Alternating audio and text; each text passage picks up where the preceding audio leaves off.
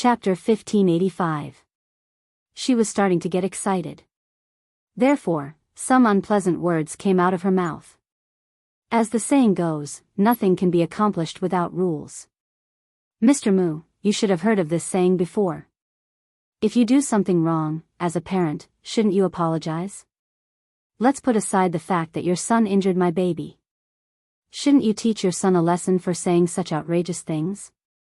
Auntie, you should know that when a child does something wrong, he should be taught a lesson. Why don't you teach your child well? As for me, you don't have to worry about me. Lin Feng's mother was trembling with anger after hearing you use words. She suddenly stood up and walked out of the door. She picked up her phone and made a call. As they were separated by a door, no one knew who she was calling. However, they could vaguely hear her angry voice. Where are you? Husband, come here quickly. Let's teach this father and son who don't know the immensity of heaven and earth a lesson. Mu Yaja's hearing was amazing, so he caught her words. His lips curled up coldly, but it was a smile. When Lin Feng's mother returned to the office, she was even more arrogant than before. She looked as if she was looking down on everyone. Her eyes were full of contempt and mockery. I don't want to reason with you. My husband will be here soon. If you have anything to say it to him directly. Hee. Don't blame me for not reminding you. My husband is a judge in the city hall. You'd better be respectful, or else. Hee. This was clearly a threat. After saying that, Lin Feng was about to sit down proudly. Yu mocked him. Typical nouveau riche temperament. It was said that Lin Feng's mother was called Wang Guimiao. Her family was nouveau riche. Her family used to live in a village in the city. Her ancestors had left a few acres of land for the younger generation to build houses. When the land was demolished, they received tens of millions of yuan as compensation. They used it to start a business. It was said that when Lin Feng's father fell in love with Wang Guimiao, he was still a poor university student.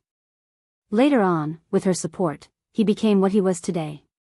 The Lin family would bring honor to their ancestors. Yu had already figured out the Lin family's background. Now, it seemed that she was a typical nouveau riche. When Wang Guimiao heard this, she almost couldn't sit still. Just as she was about to flare up, she forcefully held it in. Humph. Little vile spawn. She would see how her husband would deal with them when he arrived. She couldn't wait to see Yu's father bow down in front of her husband. When he looked at Mu Yaja again, he saw that Mu Yaja had an indifferent look on his face. He was sitting elegantly on the chair and exuded a noble aura, just like a noble. Wang Guimiao glanced at him, but in her heart, she sneered. This man, he is quite good at pretending. Let's see if he can continue pretending when her husband is here. Soon, footsteps could be heard outside the door. A middle-aged man in a coat knocked on the door and walked in. The man was Lin Feng's father, Lin Anghua. Chapter 1586. One was standing, while the other was sitting. Even though he had the advantage of height, Lin Anghua could still feel an unusual sense of oppression from him. Noble, elegant, unruly, and insufferably arrogant. Even though he was just sitting there, expressionless and cold, when the man casually raised his eyes and shot his gaze over, there was a kind of imposing aura that pressured him without being angry. Lin Anghua actually felt an invisible pressure from the young and shockingly handsome man's eyes. He secretly avoided Mu Yaja's scrutiny and turned his gaze to the side, but there was some anger between his eyebrows. This man's gaze was too intimidating. However, he was a little suspicious. This man looked very familiar, as if he had seen him somewhere before. However, his impression of him was not too deep. This time, he had taken some time off from his busy case, so his mind was still a little muddled. Seeing that it was him, the principal immediately stood up. His expression changed. His face was flushed, but his eyes were full of flattery and pandering. Even though it was restrained, it still gave people an indescribable feeling of discomfort. Judge Lin. You're here. There was no trace of the bureaucratic tone that he had in front of Mu Yaja. One level higher than the other, one level higher than the other. This was very true.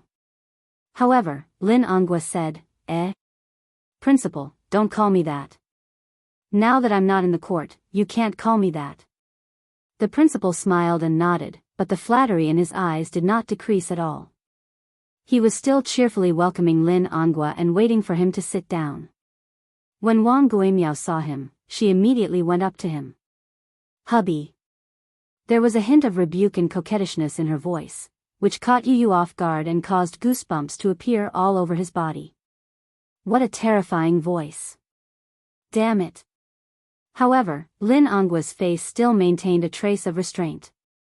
After all, he was the chief judge of the Hall of Political Affairs.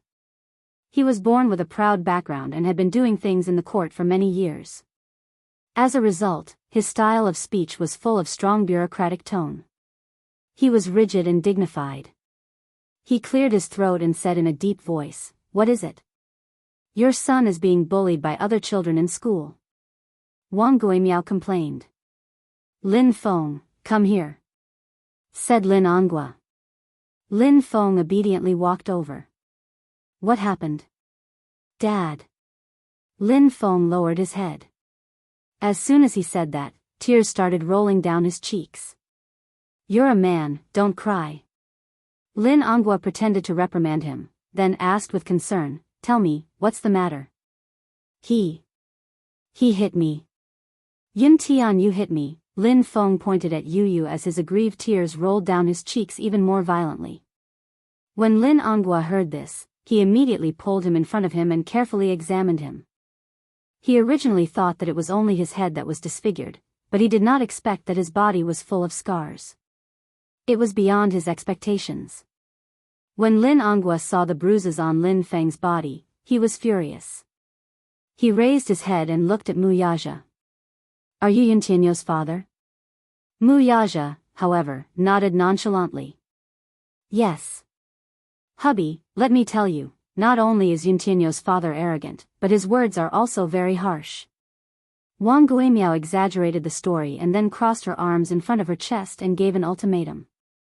"Anyway, you can deal with this matter as you see fit." Chapter 1587. Lin Angua asked again, "Did he hit you first? Or did you hit him first?" "Of course, it was that uneducated guy who hit him first. Our Feng Feng has always been a good boy. He never causes trouble." In the end, our Feng Feng was framed and accused of being the one who attacked first. How is that possible? Feng Feng has always been protective of his classmates. Lin Angua nodded. "I understand." Wang Guimiao was secretly pleased. Her husband was amazing. He had just arrived, and the situation was completely under his control. Look at how Yu's father was so scared that he didn't say a word. He must have been scared out of his wits. Seeing that the situation had changed, she immediately put pressure on the principal. "Principal, you have to deal with this matter fairly. Yu's father, you have to give us an explanation today. First, you have to apologize to our child. Then, you have to take our child to the hospital for a full body checkup and apologize. This is a must. Then, you have to pay for the medical fees, nutrition fees, and compensation for our Feng Feng's psychological damage. You have to be clear about all these. If you have a proper attitude, we won't pursue this matter further." Lin Angua walked to Mu Yaja and sneered. "Sir, tell me your name first." Mu Yaja looked up and said slowly, "Mu Yaja." His voice was clear and cold. He had the elegance of a noble. However, the moment his voice fell, Lin Angua was fiercely stunned. Mu Yaja? This name was too familiar. These 3 words were like a towering mountain. They resounded like thunder in his ears. How could he not have heard of it before? Could it be the same name? It couldn't be the real Mu Corporation, right? Lin Angua wanted to get lucky and said, "Your name is so familiar. It's exactly the same as the name of the crown prince of the Mu family." Haha. Mu Yaja sneered. "There's no one else with this name in the capital." Lin Angua was stunned again. There was a hint of panic on his face. He stared at him blankly without blinking. He didn't dare to make any wild guesses. After a long while, he spoke in a provocative manner, but changed the way he addressed him. You are, what? Lin Ongwa looked a little uneasy. Are you the Chairman Mu of the Mu Corporation? Mu Yaja was a little impatient. You asked for my name, and I'll tell you. If you have anything to say, just say it. Don't waste my time. My time is more precious than yours. As soon as he finished speaking, Lin Ongwa's eyes widened and he staggered back a step. His eyebrows collapsed helplessly. This man's attitude was very clear. It looked like this time, his blind wife had offended a big shot that she shouldn't have offended. The person in front of him was probably the mysterious and noble crown prince of the Mu Corporation. At first, Lin Ongwa had noticed him when he first entered the door. He only felt that this man had an arrogant aura, and he had the noble aura of a high-ranking official, as if he was a member of a powerful family. However, at this moment, he did not realize where he had seen this handsome face before. Chapter 1588. The Mu family's existence in the capital was enough to shake the entire financial market. As the #1 aristocratic family in the capital, the Mu family's inexhaustible wealth aside, the Mu family's inextricable connections between the black and white was enough to make him weak in the knees. He could offend anyone, but the Mu's offending them was akin to cutting off his own path of retreat. Lin Ongwa wanted to cry but had no tears. He stood in front of Mu Yaja with a proper posture, but his face was no longer as haughty as before. Instead, his expression was filled with complicated conjecture. Faced with this suffocating atmosphere, for a moment, he did not know how to resolve it, even though he had been in the bureaucracy for a long time. When Wang Guimiao saw this strange scene, she was stunned. Then, she walked forward with her arms crossed. She didn't know what had happened, but when she saw Lin Ongwa's dazed appearance, she felt strange. Hubby, what's wrong with you? She was even more confused when she saw his pale face. She could not help but push him. What's wrong? Yu chuckled. He's scared silly. Wang Guimiao was infuriated when she heard that. Things were different now. With Lin Ongwa around, she was confident that she had someone to rely on. Hence, she spoke without thinking. Little b *st *rd, shut up. You don't have the right to speak here. Hearing this, Mu Yaja's eyes shot up and swept over him with a sharp gaze. Lin Ongwa watched with trepidation. Wang Guimiao's words scared him so much that he almost suffocated. How could he have expected that his wife would be so ignorant as to not know how to size up the situation? She opened her mouth and spoke rudely. He immediately became furious and scolded, "Shut up. Don't be unreasonable." It was important to know one's place, but his wife did not know it at all. Thinking that he was teaching Yun Tianyu a lesson for her, she echoed, "That's right. Shut up." Yu suddenly felt like laughing as he looked at his wife as if she were a pitiful worm. Behind him, Mu Yaja's face turned uglier. Lin Ongwa gritted his teeth, turned his head abruptly, and gave his wife a tight slap. Smack. I told you to shut up. With that, he turned to face Mu Yaja with cold sweat dripping down his face. Chairman Mu, I'm sorry. My wife has been presumptuous in front of you and said something she shouldn't have. A great man won't hold a grudge against a petty person, so please don't take it to heart. Just treat it as if she's spouting nonsense. His tone was full of flattery. Lin Ongwa looked at him in cold sweat. Observing his expression, he felt that being in the king's company of a tiger. Everyone, especially Teacher Yuan, was stunned into silence by the sudden turn of events. She thought that, with Lin Ongwa's arrival, the boy's father would understand her words and begin to lower his head, apologize to the other party appropriately.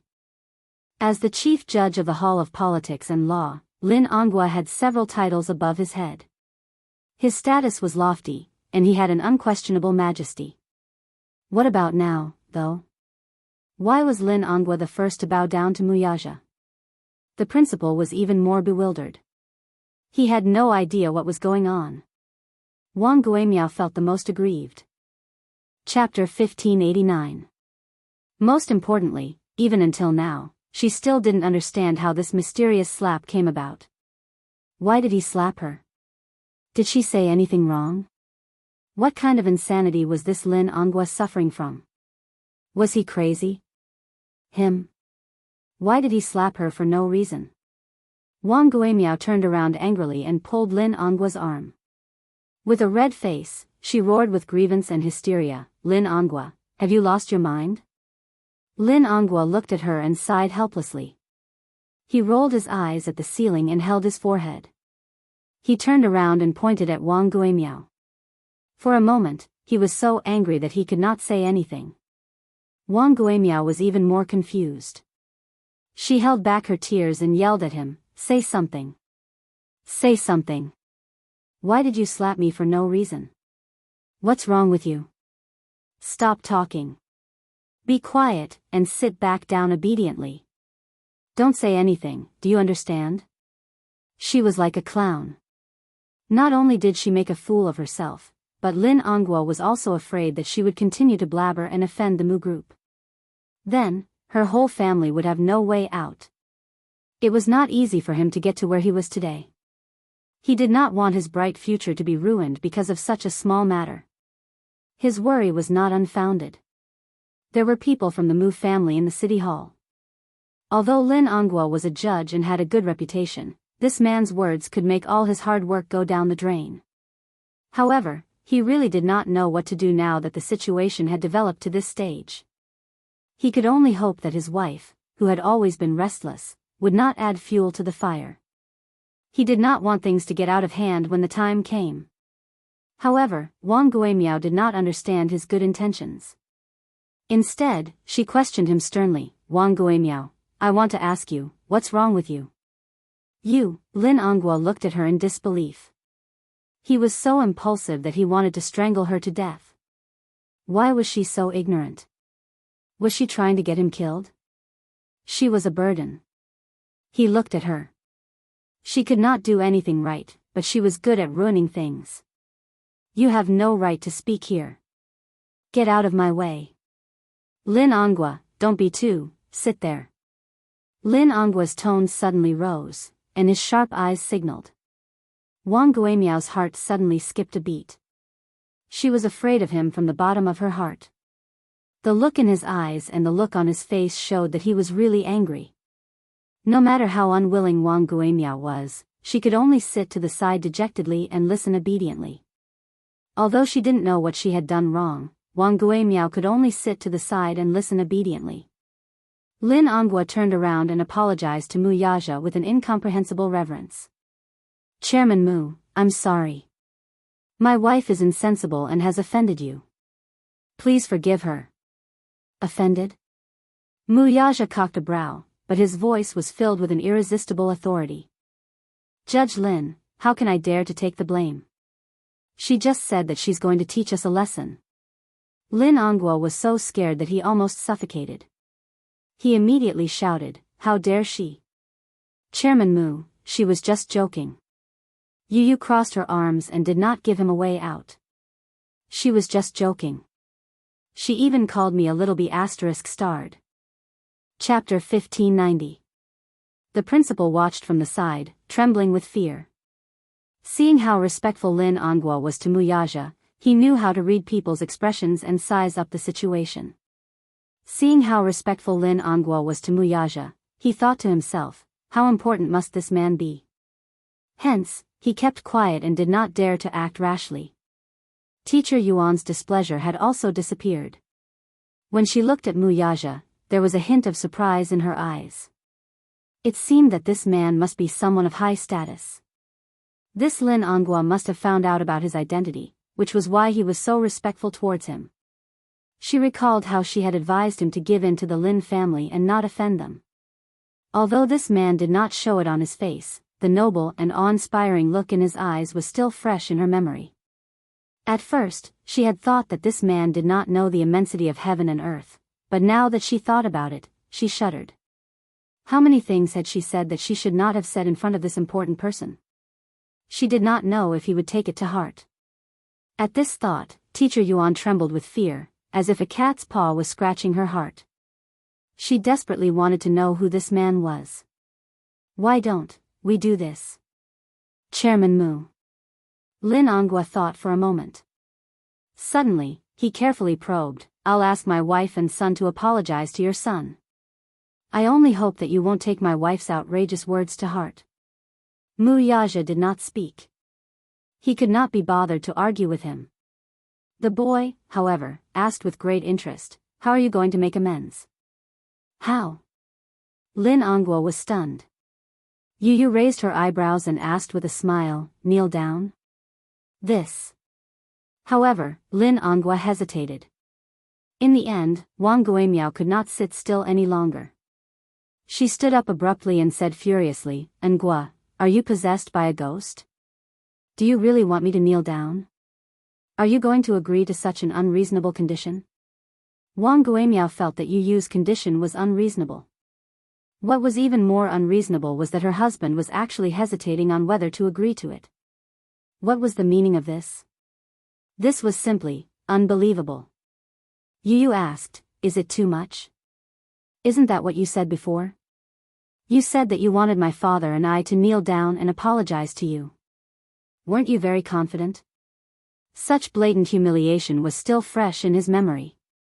Although she didn't say it in front of Mu Yaja, Wang Guimiao shouted it in the office before Mu Yaja came. He heard it loud and clear. Mu Yaja frowned. She said that? Lin Ongwa's heart skipped a beat. He suddenly turned around and asked, did you really say that? Wang Guimiao panicked. She did say that before, but those were just words spoken in a fit of anger. How could they be taken seriously? Mu Yaja's eyes turned even colder. Haha. Judge Lin, you're really good at disciplining him. Having said that, he carried Yu and stood up. He didn't want to waste his breath on these people. He was furious. He wanted to go back and teach the Lin family a lesson. Otherwise, who did they think his son was? That any Tom, Dick, or Harry could come and bully him? Haha. Chapter 1591. Wang Guimiao was flustered and exasperated. Her eyes were red, but Lin Ongwa's expression was too flustered, to the point that she did not dare to say anything. She vaguely realized that perhaps it was because this man's identity was too powerful that her husband was so careful to plead for leniency. I think it's fine. Mu Yaja said as his gaze fell on Lin Ongwa's arm. Get out of my way. Chairman Mu. Lin Ongwa insisted. Mu Yaja's gaze turned even colder as he gave him a sidelong glance. Lin Ongwa did not dare to be in a stalemate any longer. He could only step aside resentfully and watch him leave with regret. When Mu Yaja left, the office was in an uproar. Wang Guimiao was wiping her tears as she scolded Lin Ongwa. Lin Ongwa was upset. When he heard Wang Guimiao's nagging, he became even more irritated and scolded, shut up. Haven't you embarrassed yourself enough? Haven't you caused enough trouble? Wang Guimiao, you'll only be satisfied when you see me die, right? Wang Guimiao widened her eyes in shock. What do you mean by that? Lin Ongwa was so angry that he could not speak. She went up to him, crying as she questioned, what's going on? Who is he? Why are you giving in to him and being so respectful to him? To the extent that you want me to kneel down and apologize? Explain yourself. Lin Ongwa sat aside angrily, but he was also upset. When he thought of Mu Yaja's deep and sullen gaze before he left, his heart raced and he could not sit still. Wang Guimiao, I think you're going to play me to death. Wang Guimiao was so anxious that her face turned red. The principal came up to him and asked, Mr. Lin, this Yu's father, who is he? You seem to know him? Lin Ongwa sneered, but it was more like he was mocking himself. If I could know such a person, everything would be easier. What a pity. I know him, but he doesn't know a nobody like me. This, Teacher Yuan was flabbergasted, too. Lin Ongwa suddenly said in a low voice, do you know that this is Mu Yaja, the Mu Group CEO? I've offended him this time. I don't know what he's going to do to me. Mu. Ah. The principal was stunned when he heard that. Mu Group? Isn't the capital's Mu? Oh, God. A name that reverberated like thunder in the ears. Impossible, right?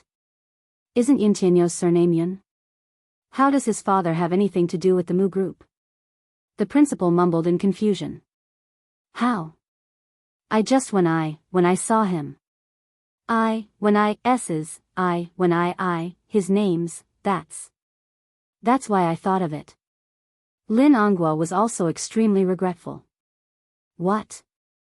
Wang Gimie was stunned. Mu Group? Mu was to Mu.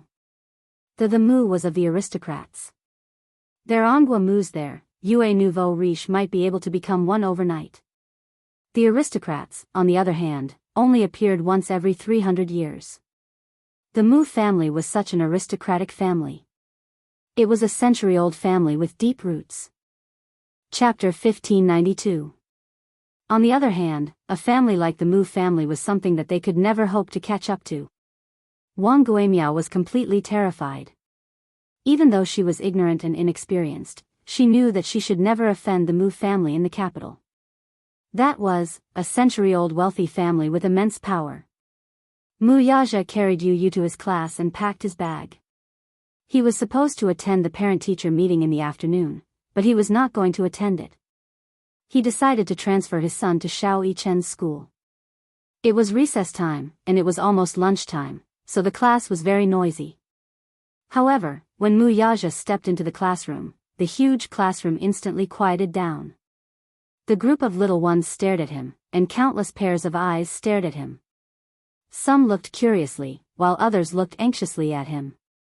They thought that he was a high-ranking official from the school who had come to inspect the class.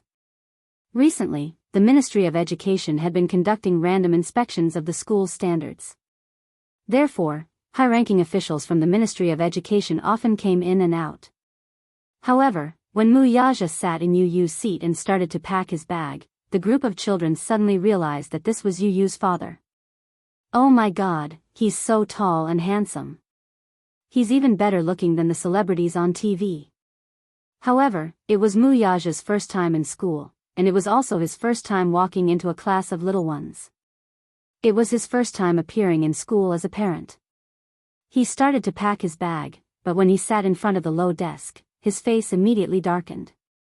His figure was tall and slender, and when he sat in front of the low desk, the sense of disparity and abruptness was immediately reflected. He moved around in embarrassment, trying to find a suitable angle, but it was in vain. In the end, he found that the bench here was too small, so he was trapped in such a narrow space, and it was difficult for him to make ends meet.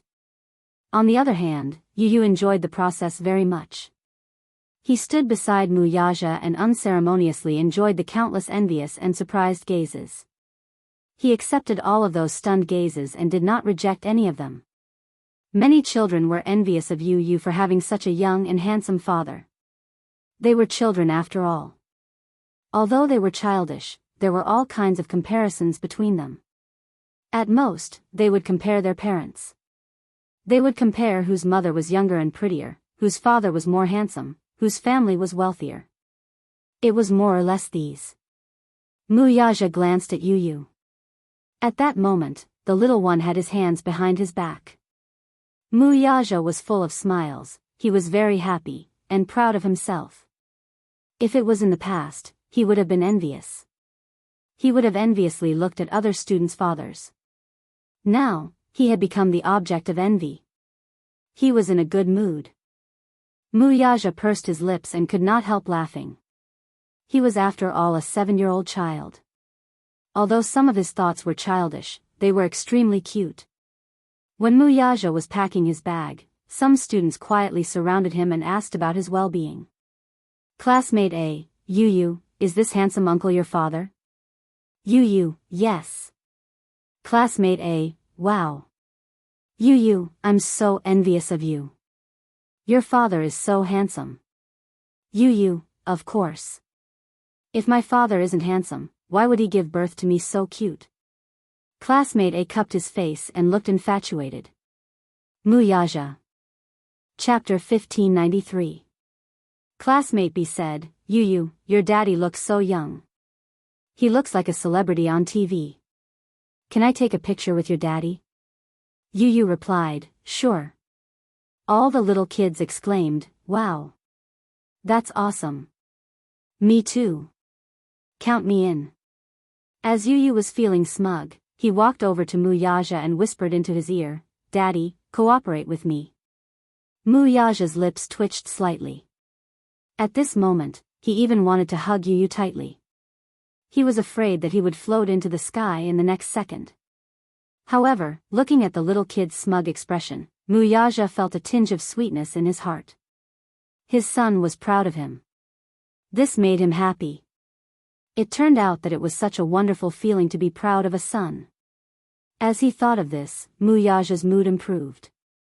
He raised his eyebrows and asked, How do you want me to cooperate? You just have to sit there and don't move. Hence, Muyaja was like a model. He maintained his upright posture. Next, he was surrounded by the little kids and they jostled and jostled for a few group photos. He didn't like to be photographed. Even the reporters with the best methods didn't have the chance to take a picture of him from the front. Now, these little kids were taking advantage of Yu's relationship with him. There were also a number of infatuated little girls who were anxious to take a picture with him and secretly touched his slender hand. Muyaja didn't know whether to laugh or cry. Classmate C said, Yu, your daddy is so beautiful. Why don't I exchange places with you? I'll give you my daddy and you give me your daddy. When Yu heard this, his expression became serious and cold. No. Why not? I don't want your daddy. I only have one daddy. As she spoke, Yu leaned against Muyaja's side and held onto his arm. It was as if she was declaring her sovereignty and protecting her unquestionable position. Everyone sighed in disappointment. Muyaja looked at little Munchkin, who was about to fly into the sky. He didn't know whether to laugh or cry as he covered his face. However, his eyes were filled with love. Even though she felt that Yu's smug look was hilarious, she also felt that he was extremely cute. As Muyaja helped him pack his bag, he stopped to flip through Yu's textbook. However, when he flipped open Yu's history class notes, he saw the delicate and beautiful handwriting in the book. The entire book was neat and tidy. Other than the signs of pages being folded, it looked like a new book that had just been handed out. He could tell that Yu was more serious in class. He thought about how he had flipped through Xiao Yichen's textbook in the past.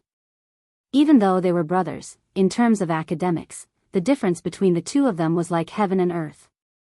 After packing his bag, the group of little kids saw Muyaja carrying Yu and looking like he was about to leave. They all surrounded him and asked, Yu, school hasn't ended yet. Are you leaving already? Yu, where are you going?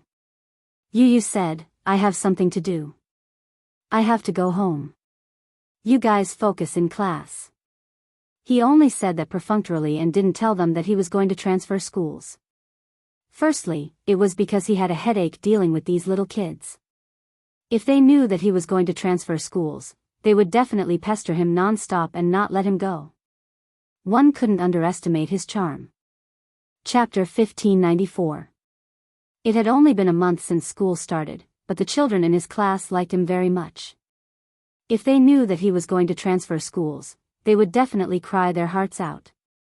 It was easy for children to become emotionally dependent. All right. Everyone was reluctant to see him leave. Goodbye, Yu. Goodbye, Yu, Daddy. The children walked Yu and Muyaja to the entrance of the classroom and watched them leave. Muyaja carried Yu. When he turned around and saw the scene of them sending him off, he could not help but smack his son's butt. Son, you're really popular in class. Yu snickered. Daddy is very popular too. The little guys in the class all like you very much. Little guys? Muyaja was amused by his son's adjective. Baby, you're the same age as them. You call them little guys as if you're an old man. When Yu heard this, he suddenly hugged his son's neck and kissed him on the cheek. Daddy, it's great that you're here today. Muyaja was stunned. Then he smiled and asked, "What do you mean?" "I'm very happy today. Because your appearance proves that I'm just like them. I have a daddy who loves and dotes on me."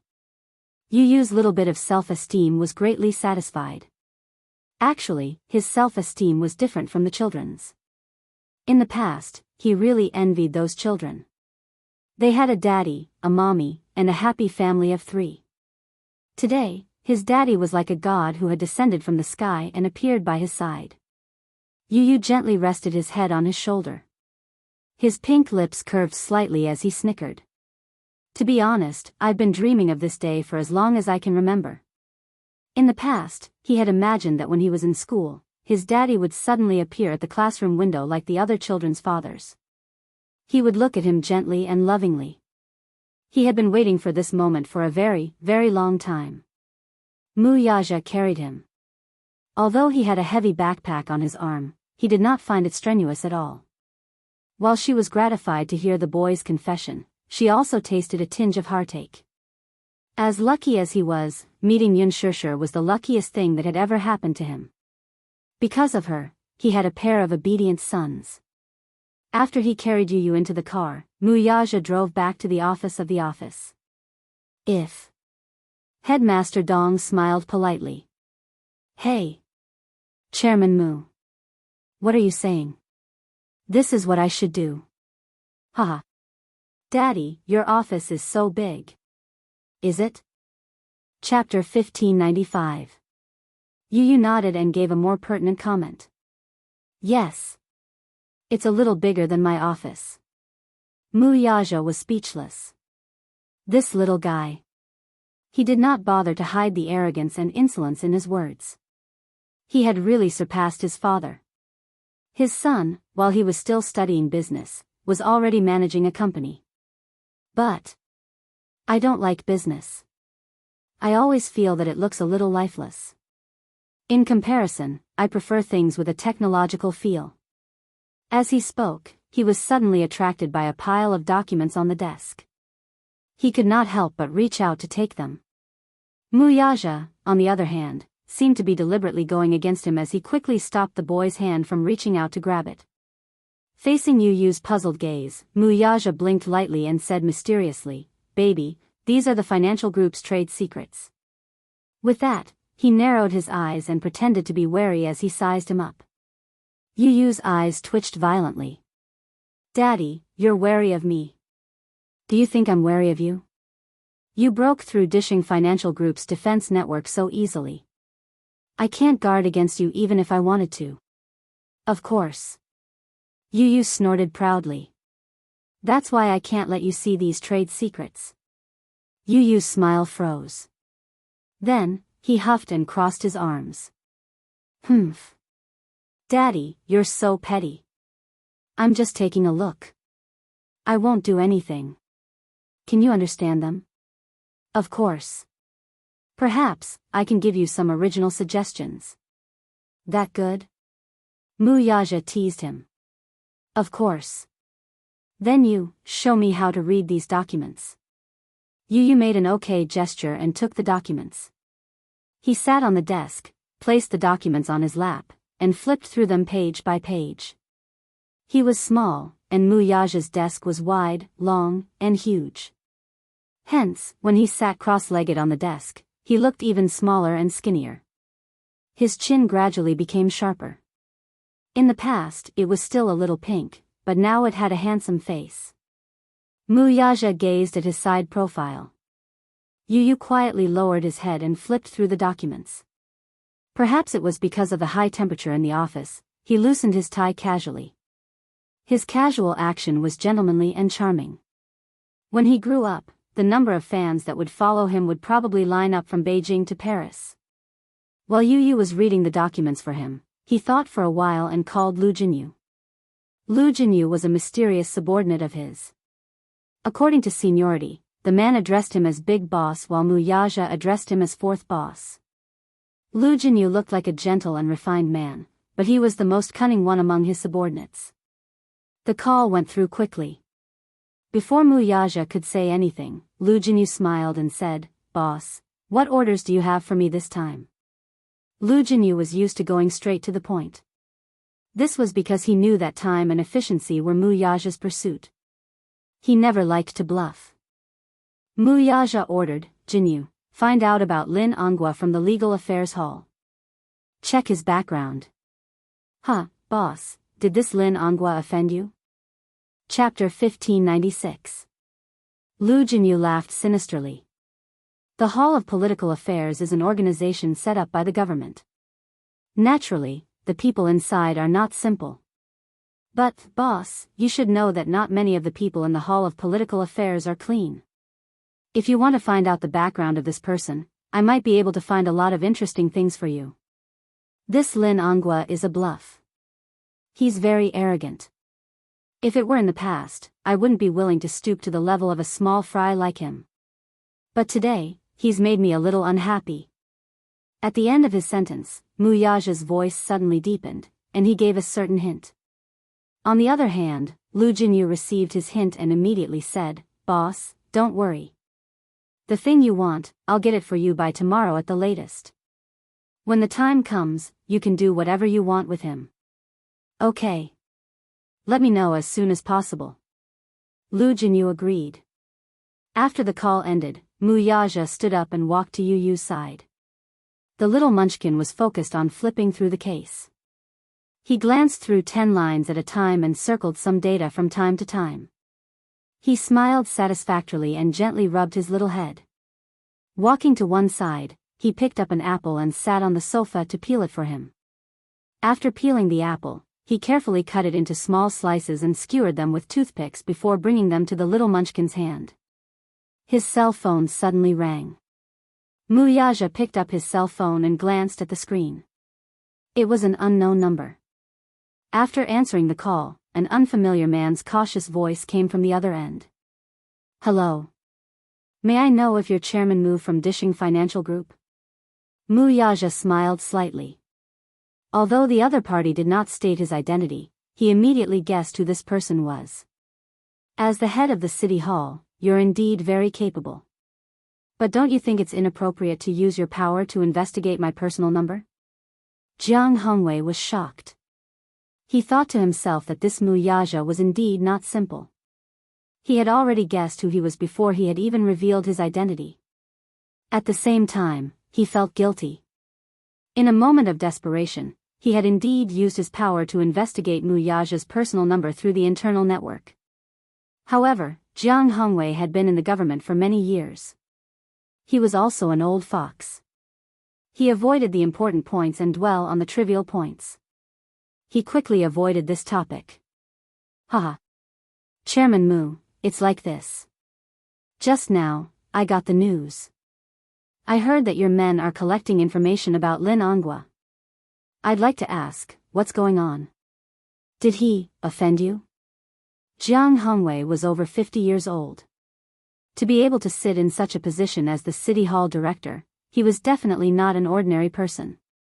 Even if there was a slight disturbance, he would be extremely alert.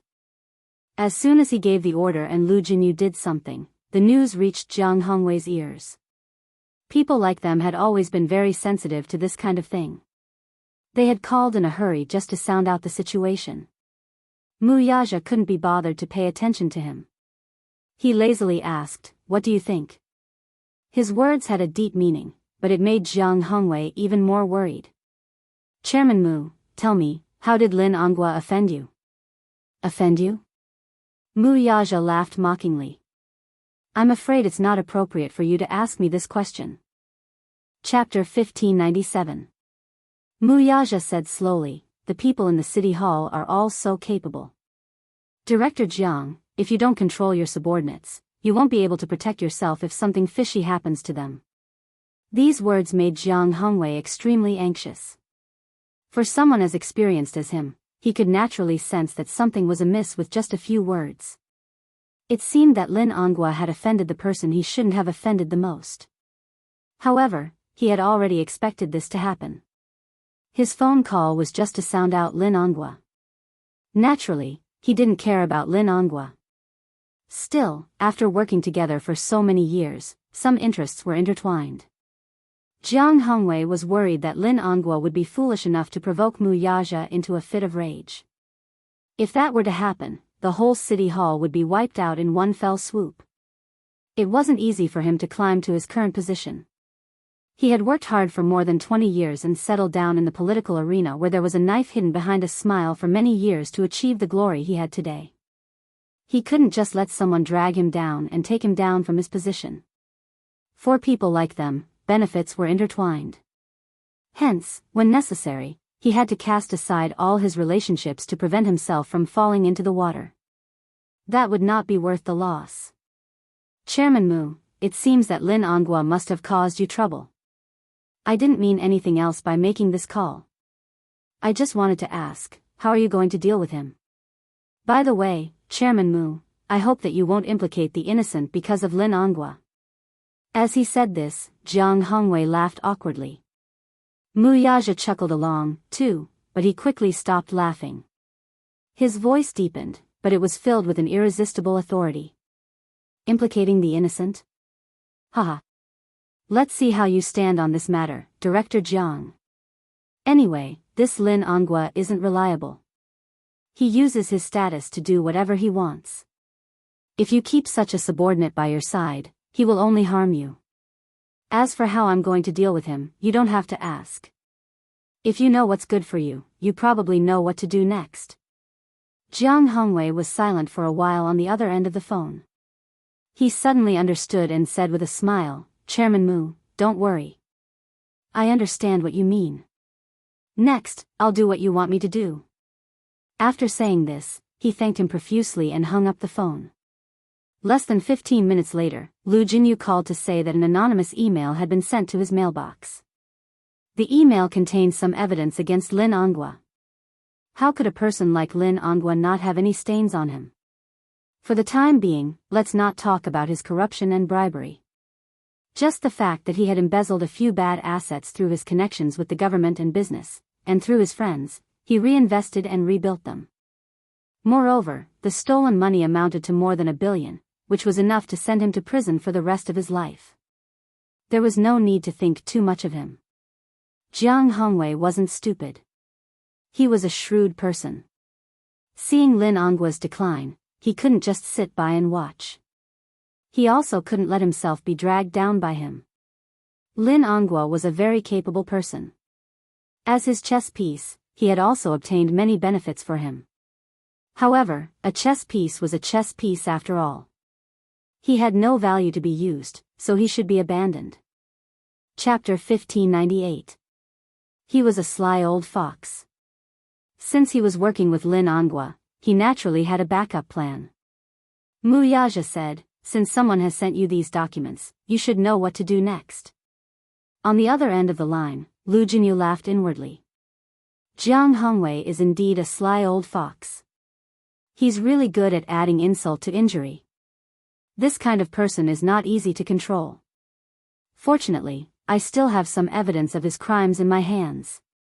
Mu Yaja hummed in acknowledgement before changing the topic. You can handle this matter. I'm at ease with you handling it.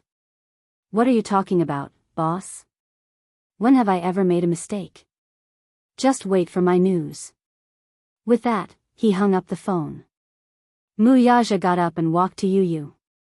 He saw that the stack of cases beside him had already been dealt with. He picked them up and glanced at them. When his gaze fell on the comments at the end, he raised his eyebrows in surprise. Yu Yu was fully focused on reviewing the last document. When he looked up, he saw Mu Yaja's shocked expression. He was puzzled. Daddy, what's wrong?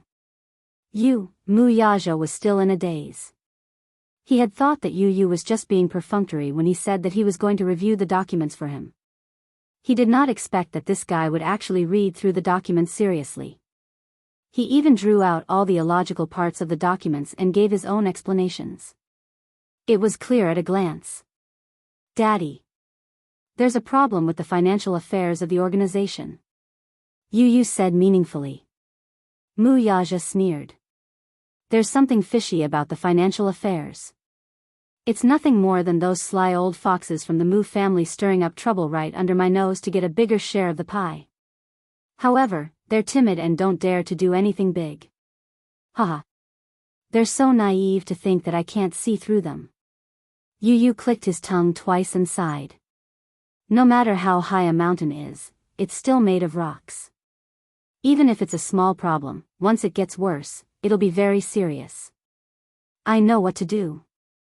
After saying that, Mu Yaja looked at him with gratification and couldn't help but scratch the bridge of his nose dotingly. Your shrewdness is just like your father's. Humph. Using me to boast, Daddy doesn't know how to be ashamed. Yu Yu stuck her tongue out mischievously. Then, she hooked her arms around his shoulders and snuggled into his embrace. Daddy, I miss Mommy. I miss her so much. I feel like I haven't seen her for hundreds of years. As he spoke, his little face collapsed in grievance, but his eyes were filled with sadness. Mu Yaja's face darkened slightly. For the past few days, Yun Shishir had not sent any messages. As for Yu Yu, the most recent time they had been in contact was during a video call last weekend. In the video call, Yun Shishir was dressed in an ancient costume. She didn't even have time to remove her exquisite makeup. Her clothes were scattered and she wore a golden hairpin with tassels on her head. She couldn't hide her fatigue. When she had the video call with him, she had been secretly hiding in the changing room during a break in filming. She had purposely lowered her voice when she spoke.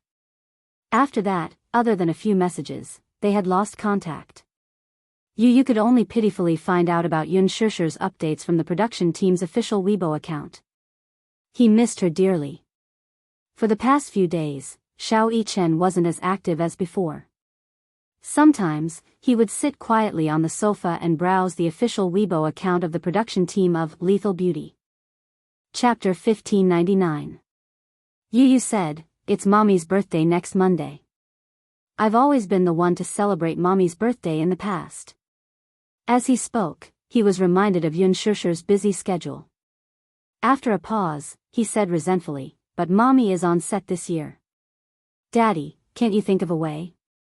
Upon hearing this, Mu Yaja fell silent. At night, an uninvited guest appeared outside Shangdi Walk. It turned out that Lin Ongwa, who had caught wind of the news, had brought his wife and son to Yu Yu's doorstep to beg for Mu Yaja's forgiveness. Lu Jinyu acted quickly, and Lin Ongwa was well informed. When he heard the news that night, he felt uneasy. Hence, he personally brought his wife to apologize to them. Otherwise, his life would be ruined. Mu Yaja was in the study. Hence, Yu Yu put on a coat and walked out of the door. He saw Lin Ongwa and Wang Guimiao standing outside, looking uneasy and frightened. When they saw him, they looked as if they had seen their savior. Both of them went up to him and pleaded with him through the luxurious iron door, "Yu Yu. Is Chairman Mu home? Let me see Chairman Mu, will you? All right? Uncle is begging you." At this moment, Lin Ongwa was no longer as arrogant and overbearing as before. His worried face was full of helplessness. Beside him, Wang Guimiao looked even worse. She was bloated and looked gloomy. Her eyes were red and swollen, as if she had been crying miserably.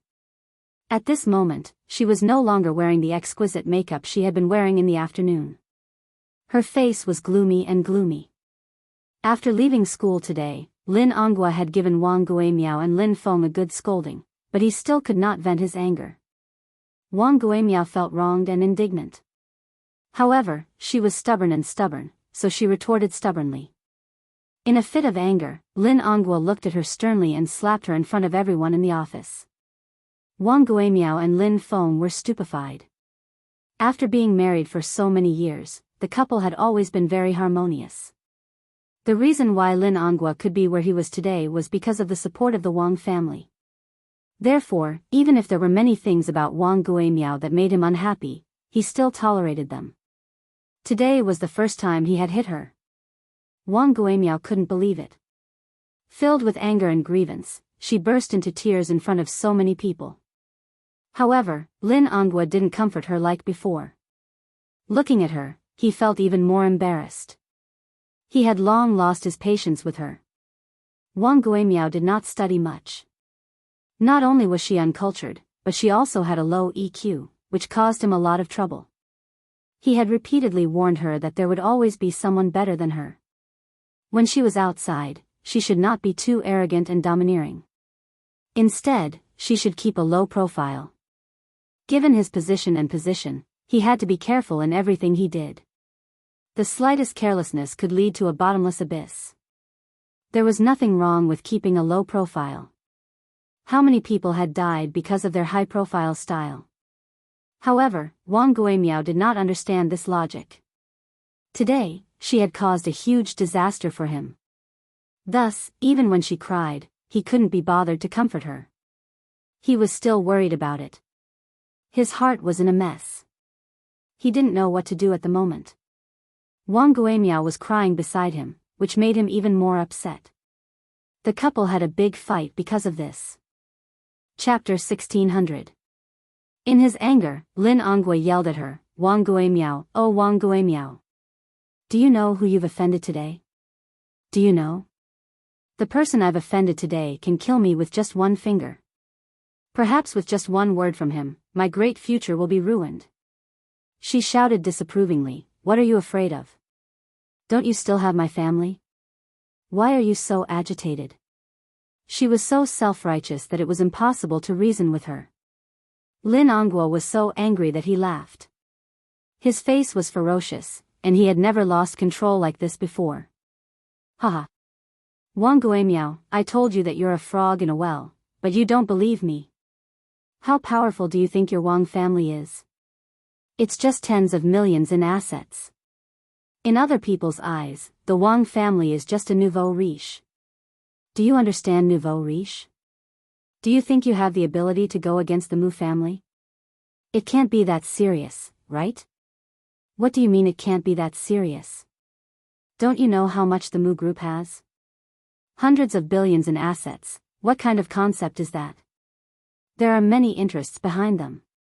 Even if they don't cover the sky with one hand, they're still a first-class family in the capital. Do you know what it means to offend the Mu family? They have connections in both the underworld and the government. With their background, who cares who you are? It's just a matter of opening and closing their mouths. I think you're muddle-headed. You still haven't recognized this point. I'll F***king. Lin Ongguo was so angry that he gritted his teeth. He pointed at her and said word by word, "My F***king brilliant life will be ruined by your hands sooner or later." No. He paused and said sternly, "The Lin family and the Wang family will both be ruined by your hands." These words were said in anger to scare her. However, he didn't expect that his words would come true. Lin Ongguo didn't expect Mu Yaja to make a move so quickly. The storm came suddenly and violently. After he heard the news, his mind went blank for a moment. According to the insider, Mu Yaja's side had already obtained some evidence of his crimes. The next step was to hand this evidence over to the Commission for Discipline Inspection. What was left was probably the end of his world. Over the years, Lin Ongguo had done a lot of things. His black income should be more than 1 billion, and this was not a small amount. 1 billion was more than enough to sentence him to death, let alone prison. He was so scared that his heart palpitated on the spot. Wang Guimiao was so scared that she gave him 2 quick-acting heart-relieving pills before he recovered. Logically speaking, given how careful he was with his actions, it was unlikely that he would leave behind any incriminating evidence. Therefore, he was also skeptical about it. However, when he dialed Jiang Hongwei's number, Jiang Hongwei only vaguely reminded him, Ongguo, now that something like this has happened, you can only pray for yourself." After saying that, he hung up the phone. Lin Ongguo was suddenly frightened. When he called again, he could not get through. Since Jiang Hongwei had already said so, he immediately felt disheartened. He went limp and fell to the ground, unable to come back to his senses for a long time. His first reaction was to run. Take the money and escape abroad, the further the better. However, when he thought about it carefully, even if he wanted to escape, where could he escape to? Mu Yaja must have had a backup plan. If he wanted to escape, it would be difficult for him to do so. He was determined to toy with him until he died. This man was rumored to be ruthless, but he had seen it with his own eyes. He was indeed ruthless. He didn't leave him any way out. Chapter 1601. He was in so much pain at the thought of his many years of hard work being destroyed in one day. He made a lot of phone calls, but he realized that he had accumulated so many connections overnight, but now, none of them had heard of him.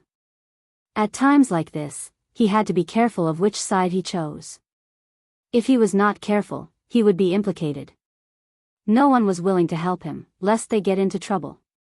He thought for a while and finally decided to bring Wang Guimiao to apologize to him personally. Perhaps, he would be lucky enough to get his forgiveness. Thus, the scene before him was born. Yu Yu stood expressionlessly at the door. He looked at the pleading couple without a trace of emotion in his eyes. How pitiful. Yu Yu said this coldly with an indifferent expression. Lin Onghua saw his expression and was shocked by the little guy's calm state of mind. Usually, children of this age would run to their parents in fright upon seeing such a scene. However, at this moment, he stood at the door with his arms crossed and a cold expression on his face. Wang Guimiao looked at him with an ugly expression and felt extremely remorseful. She could not figure it out and found it strange. She had known about Yun Tianyu since he was in kindergarten, but she had only heard that he had a mother. She had never heard of him having a father. In the parents' group, it was said that the child was from a single-parent family and could not even be considered a single-parent family. His mother was still unmarried, so no one could say for sure how the child came about. It was said that he was an illegitimate child. His mother gave birth to him at the age of 18, which was an unmarried pregnancy. Many people looked down on her and despised her from the bottom of their hearts. Wang Guimiao looked down on her even more. Without an indomitable man in the family, it was indeed easy for people to gossip. A single mother would be subjected to a lot of malicious speculation and slander. Today, however, this child had a father out of nowhere.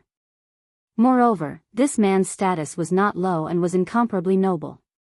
He was actually one of the top figures in the Mu family. Even now, she still felt that she was in a dream. Who asked her to be unlucky, though? The only thing to blame was that she should not have gone overboard.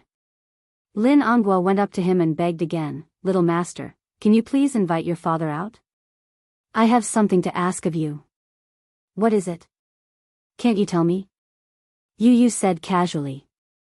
Lin Onghua was embarrassed for a moment, but he knew that this child was obviously making things difficult for him. Thus, his face turned red.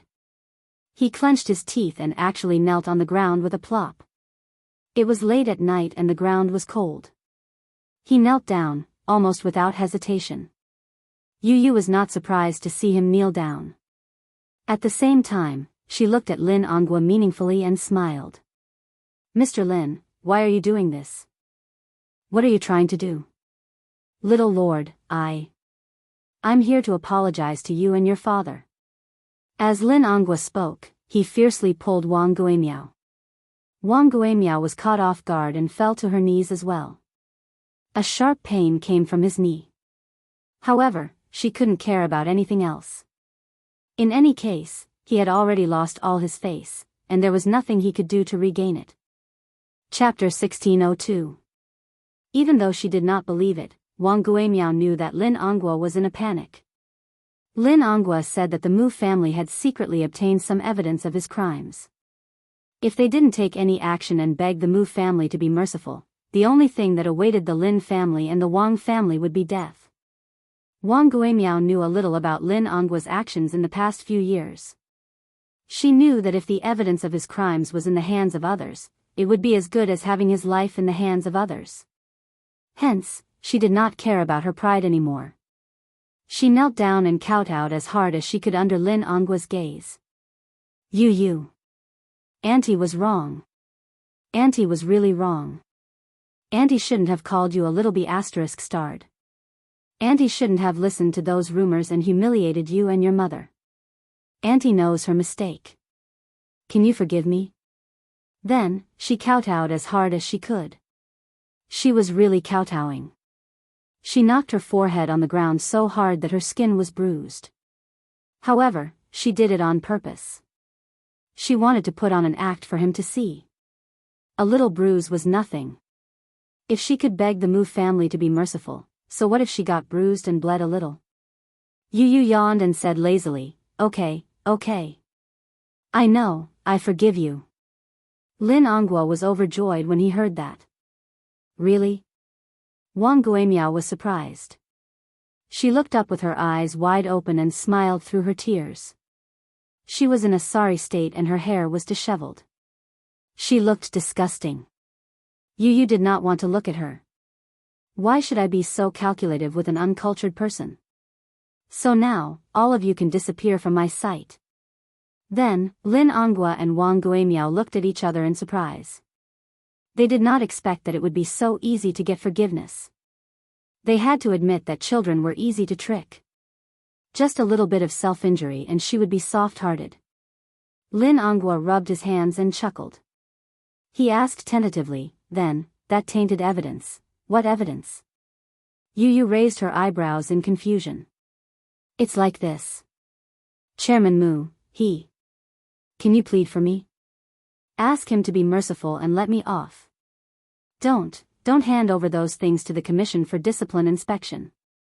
Yu Yu was confused. I don't know what you're talking about. It's so cold outside. I'm going home. Wait. Like a drowning man, Lin Onghua called out to him hoarsely and asked, Yu Yu, didn't you forgive your uncle? Yes, that's right. Then can you ask your father to let me go? This doesn't seem to work. Ah. Yu Yu's lips curled into a sinister smile. My daddy hates you. Lin Onghua froze. Beside him, Wang Guimiao's joy turned to sorrow.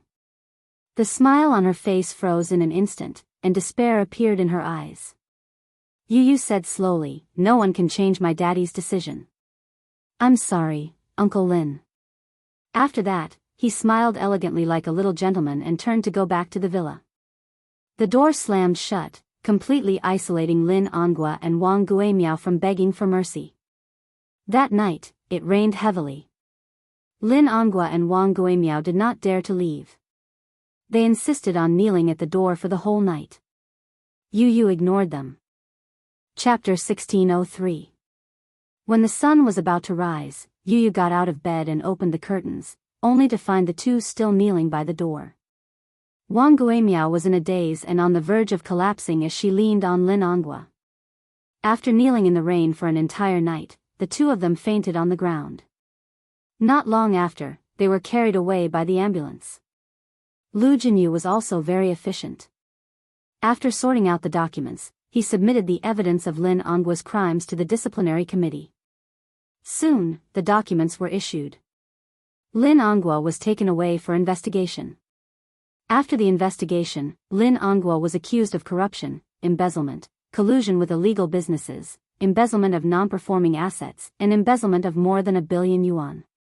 This case caused a huge uproar. Even the Wangs were implicated and their family assets were destroyed. Of course, this was all in the future. Before the admission procedures were completed, it happened to be Friday. Yu Yu asked Li Hanlin to drive him to the supermarket to buy some baking ingredients. He planned to bake a birthday cake for Yun Shishir when he got home. He was the one who had made the cake last year. However, at that time, he had just started baking and was not very familiar with it. Hence, the cake did not taste good. However, Yun Shishir liked it very much. This time, Yu Yu secretly decided that he must bake a super delicious cake for Mommy's birthday. He would send it to Mommy when he visited her at work. When he got home, Yu Yu rushed into the kitchen and skillfully separated the egg yolk from the egg white. He then mixed the egg white evenly with the egg whisk. He was already extremely familiar with this series of processes. In the past, he would often bake some small cakes as a snack. He used a mold to create a heart-shaped cake embryo and placed it in the oven. Then, he started to think about what kind of cake he should make. After much consideration, he decided to draw a cartoon version of the family portrait on the cake. When Mu Yaja got home, he heard some noises coming from the kitchen. He walked in quietly and saw Yu Yu with his head lowered. He was so focused that he did not notice Muyaja's presence behind him. He was making a fondant cake. At this moment, the cartoon version of the character was more than half done. Yu Yu was very focused. Under the warm light, his handsome eyebrows and youthful side profile looked gentle and charming. From the side, his long and thick eyelashes were slightly lowered. His gaze was as gentle as water and his lips were slightly curved, as if he was smiling. Muyaja looked at his hands. It turned out that he was making a cartoon version of Yunshishir. He held the fondant sculpture in his hands gently and carefully, as if he was holding her in his hands. His and Little Ichen's figurines were already made on the cake. After he was done with Yunshishir, he began to work on Muyaja's character. Muyaja's interest was piqued. He was curious as to how he would look in this little guy's hands. Yu Yu first made a round face for him, then a round body. Then, he picked up a pen and dipped it in the icing. As if he was playing a prank, Yu Yu deliberately drew a fierce face for Muyaja. When Muyaja saw this, he frowned slightly and said unhappily, "Why did you draw me so fierce, Wah?" Yu Yu was startled by the sudden sound behind him. His hand trembled and the pen drew a distorted line on the doll's face. Thus, Muyaja's mouth became crooked. Muyaja was speechless. Chapter 1604. He looked at the sugar figurine with a crooked mouth and turned around, feeling wronged. He said angrily, "Daddy, why did you stand behind me without saying a word? It's very scary, okay? I didn't do it on purpose. Who knows how timid you are?" Muyaja said innocently, "Look at the birthday cake you made. The three of you look so cute, but you made me look fierce. I object." Objection overruled. Yu Yu held up the sugar figurine in his hand and looked left and right. He compared it to the real person and suddenly expressed his opinion. "It's very similar. Muyaja, it's your fault for always pulling a long face." Yu Yu then looked at the crooked mouth of the sugar figurine and laughed. "Daddy, you're so pitiful. Your mouth is crooked. It's all your fault." Muyaja said, feeling wronged. Yu Yu retorted, "It's your fault for not saying a word when you came in. You stood behind me and gave me a fright. Otherwise, I wouldn't have failed." Muyaja smiled and hugged him from behind. He rested his chin on Little Munchkin's shoulder and looked at his frosted hand. He couldn't help but laugh. "Is this your birthday present for Mommy?" "Yes." Yu Yu fixed the adorable Muyaja figure on the cake and then remembered to finish it. He continued what he was doing and asked, "Daddy, does the cake look good?" Muyaja thought seriously for a while and then commented, "It's not bad." "What do you mean by not bad?" Yu Yu protested unwillingly. "I think it's great. Can I eat the sugar figurine on the cake? Other than Mommy and me, you can eat the rest," Yu Yu said generously. Muyaja frowned but pretended to be unhappy and teased him. "Why can I only eat mine and Xiao Chen's but not yours and Mommy's?" "Hee hee. Because Mommy's are the cutest, no one is allowed to eat them." After completing the last step, Yu Yu looked at the finished product and reveled in her exquisite craftsmanship. "What a beautiful cake. I made it myself. Mommy will definitely like it." After speaking, Yu Yu turned around and hooked her arm around Muyaja's shoulder. "Daddy, when are we going to visit the set?" "When Xiao Chen is out of school, we'll visit the set. Long live." Yu Yu was elated. "I can finally see my dearest Mommy. Last night, I missed her so much that I couldn't sleep. Mommy must have forgotten that today is her birthday. I must give her a birthday surprise from the sky." Muyaja scratched his nose affectionately. "Okay." When Xiao Chen came home from school at 3:00, he saw Yu Yu placing the finished cake in the kitchen. He went over and looked at it for a long time. He was so hungry that he almost drooled. He turned around and ran over to Yu Yu, chirping happily like a little bird. "Yu Yu, did you personally make that birthday cake for Mommy?" "Yes. I made it." Yu Yu was very pleased with herself. Xiao Yichen was very hungry. He pestered him and asked, "When are we going to visit her at the set?" Last night, the three of them had discussed that on her birthday, they must visit the set and give Yunshushu a birthday surprise. The two little lads were so excited about their birthday that they couldn't sleep well. Chapter 1605. Yu snorted. "Mommy will definitely like my cake more." Xiao Yichen whimpered and looked down pitifully. Yu, you're a bully. Are you saying that my present isn't nice? I can't help it. It's your fault for being so stupid. But you're so stupid, so you've already improved a lot. Xiao Yichen wagged his tail again. Really? I think so too, hee. Then, he pestered Muyaja and asked, "Daddy, what birthday present did you prepare for Mommy?" Muyaja smiled deeply and pressed his slender fingers against his lips, pretending to be mysterious. Xiao Yichen shouted, "Stingy. Daddy is so stingy." Just as Yu had expected, Yunshushu had indeed forgotten that it was her birthday today. She was completely unaware of the upcoming birthday surprise. Early in the morning, she rushed to the set, changed into an ancient costume, put on makeup, and participated in the filming. The sun was shining brightly these few days, so there were many outdoor scenes. Yunshushu was inevitably nervous because it was her first time using a wire. On the set, director Gu and the martial arts master were nervously discussing the upcoming wire scene. Yunshushu changed into a pink silk dress. The next scene was her encounter with the male lead, Yuncheng, played by Hua Jin. In the plot, the prince's mansion was holding a birthday party. Qin Shuiao, who was playing the role of Qin Shuiao, climbed a tree to pick up a kite. She accidentally slipped and fell from the tree. The male lead appeared and saved her. When the two met, Qin Shuiao fell in love with Yuncheng at first sight. There were two scenes today. One was between Yunshushu and Hua Jin, and the other was between Yunshushu and Lin Ji. Yunshushu changed into her costume and was familiarizing herself with the camera position. Positioning was very important when filming, so she had to familiarize herself with it in advance. In addition, she was worried that she would not perform well in the wire scene and was under a lot of pressure. Suddenly, there was a fierce commotion on the set. Yunshushu turned around and saw countless flashing lights. It turned out that Lin Ji had changed into her costume and appeared on the set. Today, there were many reporters visiting the set. However, as the media, the main visitors were naturally the female lead, Lin Ji, and the male lead, Hua Jin.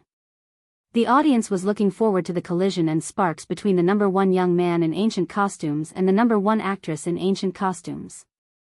Therefore, as soon as Lin Ji appeared on the set, all the reporters were on the move. They aimed their cameras at her and flashed wildly.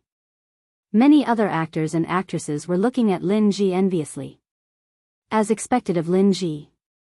As the female lead, she has so many media reporters visiting her. How glorious. A female supporting character sighed with envy. Humph.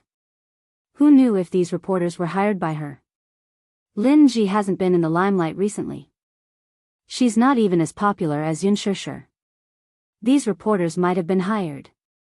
Another supporting character cursed inwardly. Along the way, Lin Ji's appearance caused a stir on the set. She seemed to enjoy the sensation and smiled at the reporters from time to time. She seemed to have come prepared. She had on exquisite makeup and was posing and flirting under the flashing lights. All the reporters surrounded her excitedly and handed microphones to her from time to time to interview her. Lin Ji noticed that Yunshushu was also looking at her.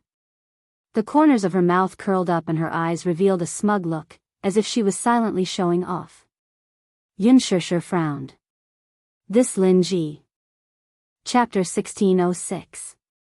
Didn't she know that her pretentious appearance made her look like a clown? She turned around and continued reading her script. Gu Xiaoyang heard the commotion and turned around abruptly. He frowned when he saw Lin Ji surrounded by reporters. Director Gu had a strange temper. He was very particular about the rules of the set. During filming, he strictly forbade any form of visits, let alone a high-profile one like Lin Ji's.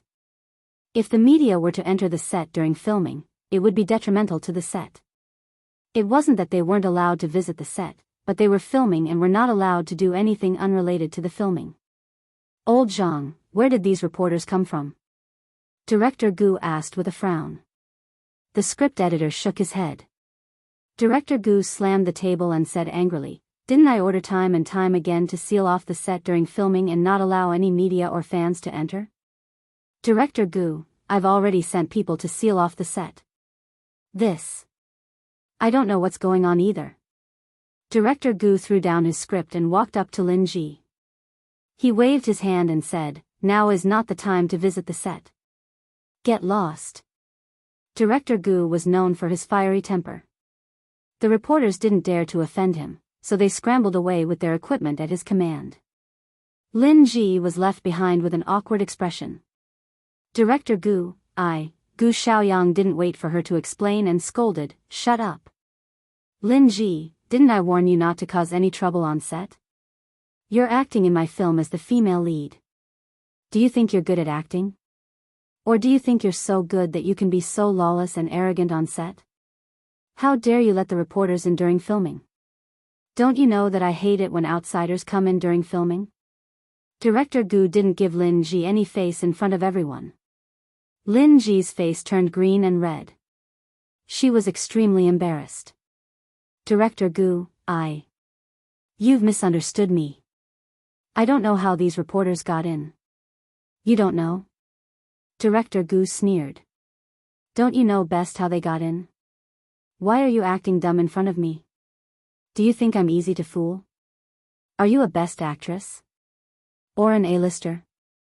Why did those reporters only take pictures of you and not the others? Do I have to be more straightforward? Why did you disregard the interests of the crew and consider the feelings of others? Have you considered my thoughts?" Gu Xiaoyang mercilessly exposed her in front of everyone, making Lin Ji even more embarrassed. The supporting actress who had guessed that Lin Ji had hired a reporter to visit her on set sneered. "I knew it. Haha." Lin Ji still wanted to explain.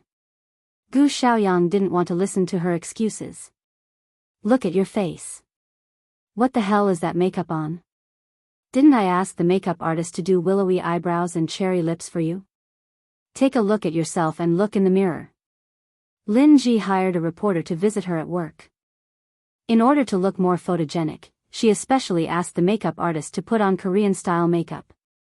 Gu Xiaoyang scolded her harshly. Lin Ji felt too ashamed to show her face. Director Gu, Lin Ji's eyes were misty with tears, and she was about to cry. She deliberately acted pitiful in order to gain Director Gu's understanding. Chapter 1607. Lin Ji, I'm warning you for the last time, don't play any more tricks. If you anger me, I don't care if you're the female lead or not, I'll cut you into a side character. Hee. I'll also give you a heads up while I'm at it. Anyway, the filming has just started, so it doesn't matter even if I kick you out of the cast. Don't blame me for falling out with you when the time comes. Anyway, the female lead in his heart was never this actress. If she were to play any tricks again, he did not mind kicking her out, and replacing Yun Shishir with her was exactly what he wanted. Yun Shishir was the Qin Changle in his heart. Not only did she look good, but her acting skills were also better than the actress's. Alas, the actress was one step ahead and snatched the role from him. Gu Xiaoyang was still sulking because of this matter. Lin Ji's financial backer had invested a lot in the movie, so Director Gu suppressed his anger. Go wash my makeup and redo it, Gu Xiaoyang said, and left. Under the mocking and curious gazes of the crowd, the actress could only grit her teeth awkwardly and return to the dressing room unhappily to do her makeup. The director walked over to Yun Shishir, who was seriously reading the script. He nodded in satisfaction when he saw that she was focused on it. Only then did he return to discuss the wire arrangement with the martial arts director. Mu Shi happened to be delivering water to Yun Shishir. When she saw this scene, she excitedly went up to her and said with a smile, "Shishir, the director has been looking at you just now." "What?" "He stood beside you and looked at you for a long time. I think he saw that you were seriously reading the script and was very satisfied with your attitude. That's why he smiled in relief." Yun Shishir smiled and said, Mushi, I'm a little nervous. I heard that if I'm not careful with the wire, I'll fall down. Oh, please. Do you think the martial arts director on set is just for decoration? Don't worry, it'll be very safe. Mushi comforted her. Hua Jin also finished his makeup and rushed to the set. Yun Shishir looked up and saw him appear. She was stunned. His first reaction was that Hua Jin's title of the best young actor in ancient costumes was not undeserved. He was dressed in a crescent white robe and had an elegant demeanor. His handsome hair was draped over his shoulders, and his beautiful and exquisite facial features were embellished with makeup. His beauty was even more breathtaking. Her charm was so outstanding that it overshadowed the beauty of the female lead. Her every frown and smile was captivating. This was the first time she had acted with Hua Jin in a scene. Hence, it was also the first time she had seen Hua Jin in his ancient costume. It wasn't that she hadn't seen Hua Jin without makeup. His skin was very good, his facial features were very three-dimensional, and his eyebrows and eyes had the unique charm of an ancient handsome man. His charming eyes were like silk, the corners of his eyes were long and narrow, and when he looked back, his smile was enchanting. Yun Shishir's mind wandered for a moment before she exclaimed in shock, Gosh! Hua Jin's ancient costume shocked me. At the side, Mushi also came back to her senses. Shishir. Shishir. Gosh! Hua Jin's ancient costume is so stunning. Even if it's the real person, it's better than many of the photos of young actors in ancient costumes. It's so beautiful. She could not suppress her voice, so everyone heard her praise and could not help but look over. Even Hua Jin could vaguely hear her excited voice. He looked in Yun Shishir and Mushi's direction with a meaningful gaze.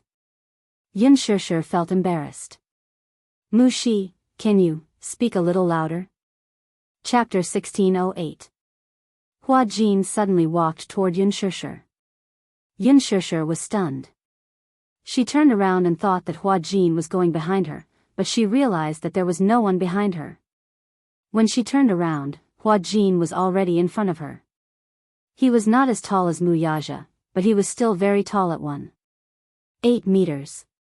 When he bent down to look at her up close, she could even see his flawless and perfect skin. It was as if it could be broken by the slightest breeze. What was even more stunning was his pair of deep eyes that seemed to be bewitching and could make people fall for him uncontrollably.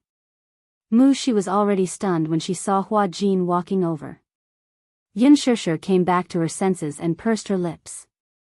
She could not help but take a step back.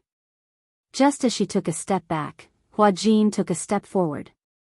Yun Shishir frowned and took 2 more steps back with displeasure in her eyes. Hua Jin, on the other hand, smiled and took 2 more steps forward. His strides were bigger than hers, so he could not wait to be right in front of her. Yun Shishir could even feel his warm breath on her forehead. Her heart was beating like thunder. This man, what was he trying to do? He approached her silently, just like the first time backstage at the press conference.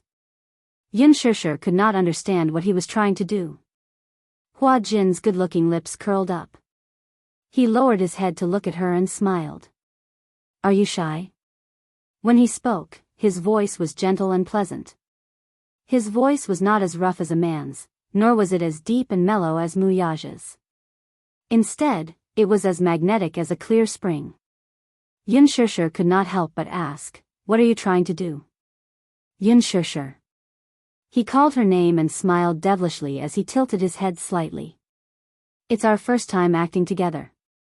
Yes. So. Hua Jin dragged out the last word and suddenly blinked at her. Don't you think we should cultivate some chemistry? Mushi, who was standing at the side, finally reacted. Seeing this scene, her eyes twitched hard.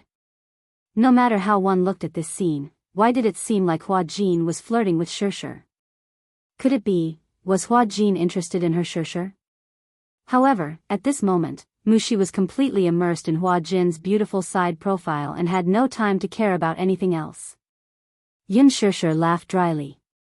Develop tacit understanding? I don't know what you're talking about. But, can you not stick so close to me? Close? Hua Jin didn't think so. Is it close? Men and women don't know what they're doing. It's best if we keep our distance. However, Hua Jin felt that her answer was very cute. This distance isn't considered close. He lowered his head slightly and whispered into her ear, "Little fool, between men and women, only negative distance is considered close." Negative distance? Yun Shishir was confused and didn't even think of the evil side. Hua Jin felt that her reaction was very interesting. How could there be such an innocent woman in the entertainment industry? She was so silly that it was cute. Looking at his meaningful smile, Yun Shishir realized what he meant by "in negative distance." She suddenly stretched out her hands and pushed him away. Jerk. Do you think it's fun to tease me like this? With that, Yun Shishir glared at him fiercely and walked around him. Hua Jin pursed his lips and covered his mouth to hide his laughter. He was as mischievous as a lazy kitten that had secretly eaten meat. He relentlessly chased after her and followed behind her. A strand of his handsome hair hung by his ear, making his skin seem even fairer than snow. Chapter 1609. Hua Jin's voice was as gentle as a clear spring, youthful and magnetic. He was very close to her. No matter how Yun Shishir tried to avoid him, he would still come up to her and stick to her side. She came back to her senses abruptly and followed him. There were many supporting roles and extras on the set. Among them, many were Hua Jin's fans. Lethal Beauty was recruiting extras for the sake of Hua Jin being the male lead. Many of them did not want to be paid to join the cast, all for the sake of being able to catch a glimpse of the most handsome man in ancient costume from the nearest distance. Hence, when Yun Shishir and Hua Jin walked one after another, many people cast strange and passionate gazes at them. Yun Shishir was very sensitive. When she realized that there were many piercing gazes on her, she became even more annoyed with Hua Jin. She originally admired Hua Jin's costume. However, this handsome man who looked noble and otherworldly was actually like this in private. He seemed to like to be ambiguous. Yun Shishir frowned. Her footsteps quickened as she walked to her seat and sat down. Hua Jin immediately dragged a small stool over and sat opposite her. "How old are you?" Yun Shishir flipped open the script and ignored him. Her indifference did not make him retreat. Instead, Hua Jin's eyes were filled with interest. "Shishir, pay attention to me." Yun Shishir looked up and glared at him with a distant gaze. "Shishir is not for you to call me that. Hua Jin, please keep a distance from me." Hua Jin's eyes lit up when he heard this. He smiled slightly. "Shishir, you're finally talking to me. Why do you want me to keep a distance from you, though?" He lazily propped his chin with both hands, his beautiful eyes smiling. "I don't want to keep a distance from the person I like." "Hua Jin, you haven't started filming yet." Yun Shishir suppressed her anger and turned around, not wanting to talk to him. "Go away and don't bother me." "Shishir, you're so cold to me." Hua Jin leaned forward slightly. "Looking at your appearance, are you even 20 years old?" She passed a blanket to Shishir from the side and said with a smile, "Shishir is already 24. Seeing that she had been betrayed, Yun Shishir turned pale with fright. She raised her head abruptly and glared at her assistant. Mushi knew that she had misspoken and bit her lower lip in frustration. Hua Jin's eyes widened slightly when he heard this. 24 years old. Then. She was about to reject him when he sweetly called out, "Sister." This man. Yun Shishir sucked in a deep breath of cold air. She could not hold it in any longer. Ever since she joined the production team, she had always kept her manager's words in mind to keep a distance from Hua Jin. She did not know what kind of demon was in this man's mind, but whenever he saw her, he would stare at her with an unfathomable gaze. Now, he even took the initiative to tease her. She could not chase him away. Did he not know how to read people's expressions? Couldn't he tell that she was annoyed with him? The moment the other supporting actresses saw Hua Jin, they surrounded him with adoration. Hua Jin's beauty could move anyone's heart. Hence, many people on the set wanted to strike up a conversation with Hua Jin. However, Hua Jin seemed to be aloof to everyone, so they knew that they were not interested. Now, they saw Hua Jin taking the initiative to chat with Yun Shishir, but Yun Shishir ignored him. Chapter 16:10. Therefore, they mustered their courage and walked forward, surrounding Hua Jin and Yun Shishir in the middle, trying to blend in with them. Hua Jin, you look so beautiful in ancient costume. Hua Jin, I'm your little fan. I've been following you since you debuted. The supporting actresses blushed and clenched their fists, clearly nervous. Just as they were eagerly anticipating his reply, he merely propped his chin on his hand and gazed at Yun Shishir's face with a wide smile. It was as if he had not heard their attempts to strike up a conversation with him. Instead, he persistently asked, Sister, why are you ignoring me? Yun Shishir couldn't take it anymore. Hey! Who's your sister? You! Hua Jin's beautiful eyes lit up. You're my sister, Shishir Jia. Stop fooling around, okay? Yun Shishir looked like she was about to break down. I'm very busy, I have to memorize my lines. Today's filming is a scene between you and me, we can practice our lines. Yun Shishir frowned, but heartlessly rejected, no. Why not? Yun Shishir was about to flare up. She suddenly looked up and said in a slightly heavier tone, Hey, Hua Jin, you're so annoying. I'm busy memorizing my lines, can you stop bothering me? Hua Jin was stunned, then an extremely hurt expression appeared on her face. She looked pitiful, and her peach blossom eyes turned slightly red. The supporting actresses were originally immersed in the awkwardness of Hua Jin ignoring them, but when they saw Hua Jin being wronged and helpless, they immediately felt pity for her and accused her with righteous indignation. Hey! Yun Shishir, don't go overboard. Why are you bullying Hua Jin like this? Exactly. Big brother Hua Jin was kind enough to help you rehearse your lines. It's fine if you don't appreciate it, but you're being so aggressive and bullying big brother Hua Jin. What's the meaning of this? Don't you know that even though she's a newcomer who just debuted, her background is much better than ours? So now, she knows how to act like a big shot. Hee hee. Hua Jin didn't put on any airs and kindly wanted to practice with her, but she pretended to be reserved and embarrassed Hua Jin in front of everyone. That's too much. Mocking voices rose one after another. She could not take it anymore. With her hands on her hips, she defended, Hey! What are you doing? What does it have to do with you? You don't have to worry about Shishir. Have you memorized your lines? Are you familiar with the positioning? If you're so free, then wait for one more shot if you're so capable. Don't ng. Yun Shishir pressed the back of her hand. That's enough. She. Pausing for a moment, she turned around and looked at the cold faces around her. She sneered, My background is none of your concern. If you have the time, you should worry more about yourself, alright? Everyone was stunned. They gritted their teeth and were about to retort when they heard Yun Shishir say, Can you not block me? You, hey. Hua Jin suddenly spoke. Seeing him speak, a supporting female character immediately said agitatedly, Hua Jin, don't lower yourself to her level. She thinks she's a big shot and doesn't care about you at all. Hua Jin impatiently cut her off. What does it have to do with you? Supporting female character, Hua Jin's face suddenly darkened.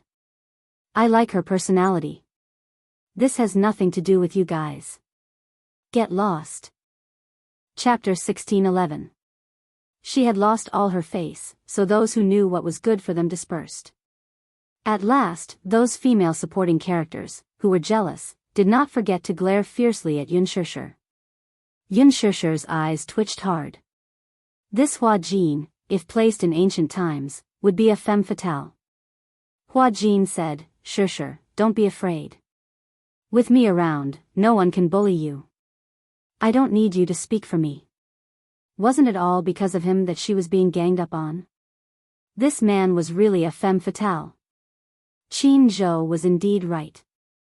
She should indeed keep a distance from him. She said that he had a formidable sugar daddy behind him. Yun Shishir was even more vigilant now. Not to mention that mysterious sugar daddy, those fans of his in the production team were people she could not afford to offend. Hence, she said, just don't bother me, okay? Woo. I just like you. Yun Shishir could not take it anymore. Even if she could not afford to offend him, could she not avoid him? Hence, she stood up abruptly. Hua Jin followed suit and asked with a smile, where are you going? Don't follow me. Hey. Hua Jin hurriedly reached out to hold her hand when he saw her walking quickly. Yun Shishir's body trembled as if she had been scalded by fire. She flung his hand away violently. She turned around angrily and glared at him, only to see that he still had that playful and mischievous expression on his face. She looked around angrily and saw that not many people were paying attention to them. She calmed down and asked with gritted teeth, what is your purpose? Motive? Hua Jin tilted his head and pondered for a moment. His lips suddenly curled into a mischievous smile as he leaned closer to her. His ambiguous breath brushed against her cheek. Is wanting to sleep with you considered my motive? With a loud bang, Yun Shishir's head seemed to explode. What did he mean? She looked at him in disbelief, only to see that his expression was half joking and half serious. She couldn't tell from his tone whether he was serious or joking.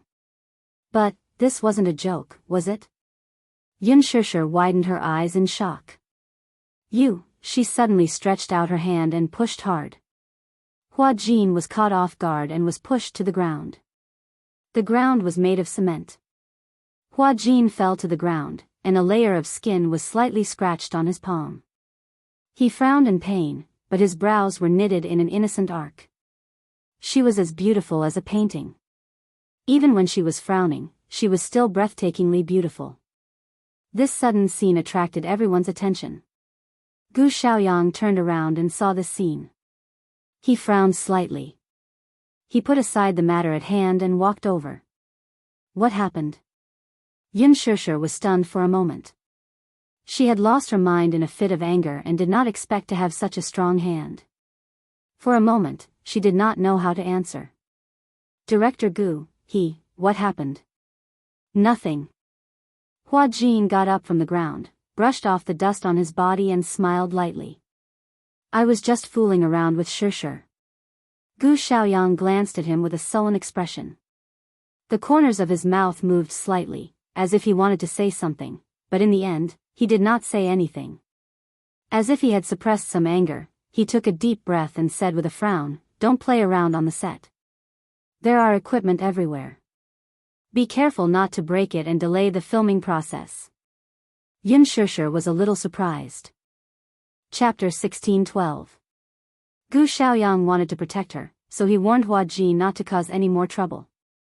Hua Jin glanced at Yun Shishir and then at Gu Xiaoyang before pursing his lips. Got it. Director Gu. Go and get ready. Your scene with Yun Shishir is about to start. Gu Xiaoyang instructed. Hua Jin reluctantly hummed an "oh" and nodded.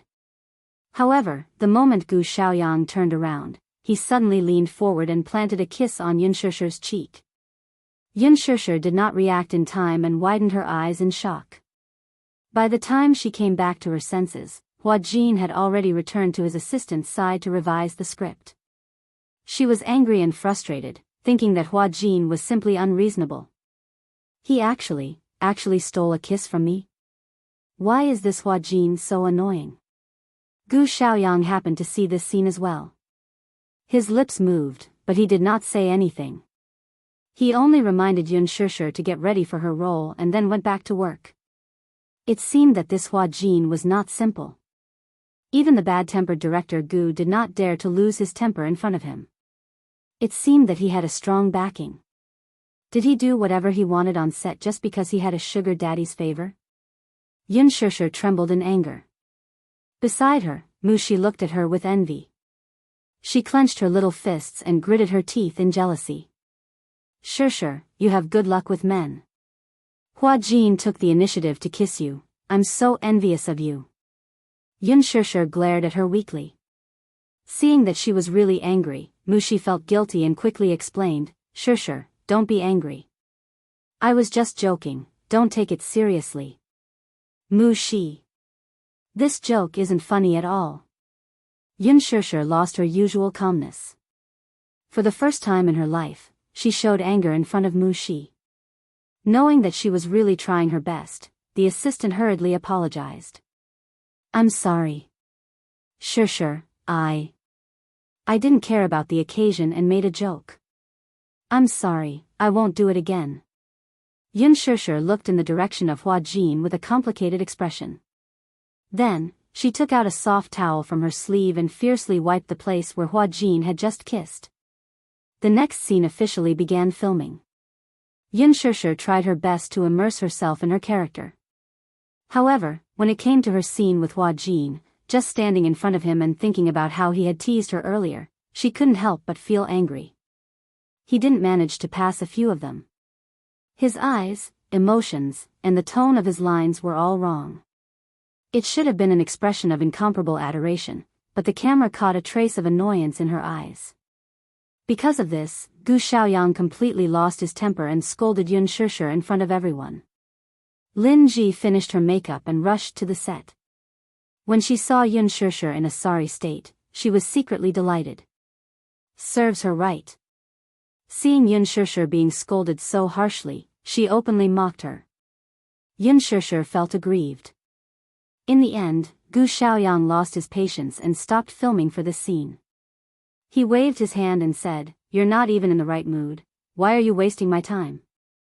Everyone's time is precious. You spent so much energy on the script, and in the end, you acted like this? Who are you trying to fool?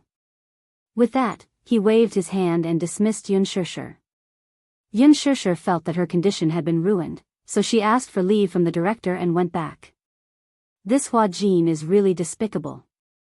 Chapter 1613. Damn it, if it wasn't for him, she would have been able to perform well. Sure was so angry that when she returned to the hotel, she was still a little depressed. She was a perfectionist. When she was filming, she hoped to get the director's approval. She had worked so hard, but because of Hua Jin, all her preparations had gone down the drain. Sure changed into her casual clothes and sat on the bed. Her anger had yet to subside. The doorbell suddenly rang. She frowned, got up and walked to the door. Through the peephole, she saw a man in a suit standing at the door. His posture was elegant and respectful. Standing behind him were two elegantly dressed women. They were holding a set of things in their hands. Through the peephole, she couldn't see clearly. Sure asked warily, Who is it? The man replied, Miss Yun, please open the door. I was sent by Chairman Mu to bring you to a place. Sure hesitated for a moment. Seeing that this man didn't look like a dangerous person, she opened the door. Just as she opened the door, the man saw her and bowed in a gentlemanly manner. Good afternoon, Your Highness the Princess. May I know if it's convenient to go in now? Sure was confused by his strange way of addressing her. However, she still nodded and said, It's convenient. The man smiled and signaled with his eyes. The two women walked into the room politely, but the man didn't come in.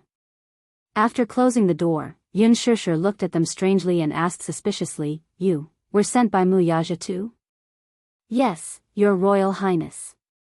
Sure was confused by their way of addressing her. She smiled awkwardly and didn't know what to say. What Royal Highness? Your Royal Highness, please change into a dress first. One of the women carried a gown and greeted her with a perfect smile. Sure frowned. She didn't know what this Mu Yaja was up to. Why did he want her to change into a dress for no reason? Was he bringing her to a banquet? If that was the case, why didn't he inform her in advance? As a result, she was caught off guard. She glanced at the gown. When the gown was unfolded, Sure was shocked. What a beautiful dress. The champagne-colored gown had a skirt that reached the ground. The design of the flat-shouldered gown seemed to have been tailor-made for her, revealing her jade-like collarbone and graceful neck. The chest area was adorned with a few pink roses that extended from the waistline all the way to the hem of the skirt. The flower adornment was beautiful and flawless. The petals were especially lifelike, almost to the point of passing them off as genuine. If one did not examine them carefully, one would not be able to tell that the petals on the dress were fake. "Your Highness, please change into your formal attire." Yun Shishir hesitated for a moment, then nodded. After changing into the gown in the bedroom, she walked in front of the full-length mirror. She was like a flower fairy standing in the mirror, refined and beautiful. The two women went up to her and helped her to the dressing mirror. One was in charge of her hair, and the other was in charge of her makeup. An hour later, she was dressed up like a princess from a fairy tale, noble and elegant. Yun Shishir looked at herself in the mirror. The person in the mirror really looked like a princess from a fairy tale movie. But this dreamy crystal makeup was not suitable for a banquet. Chapter 16:14. Through the window, the scenery of the street flashed by quickly. She didn't know where the car was taking her. She was in a daze the entire way. When she got out of the carriage, the sky was getting dark and the night was beautiful. When she lifted the hem of her dress and got out of the car, the scene in front of her shocked her greatly.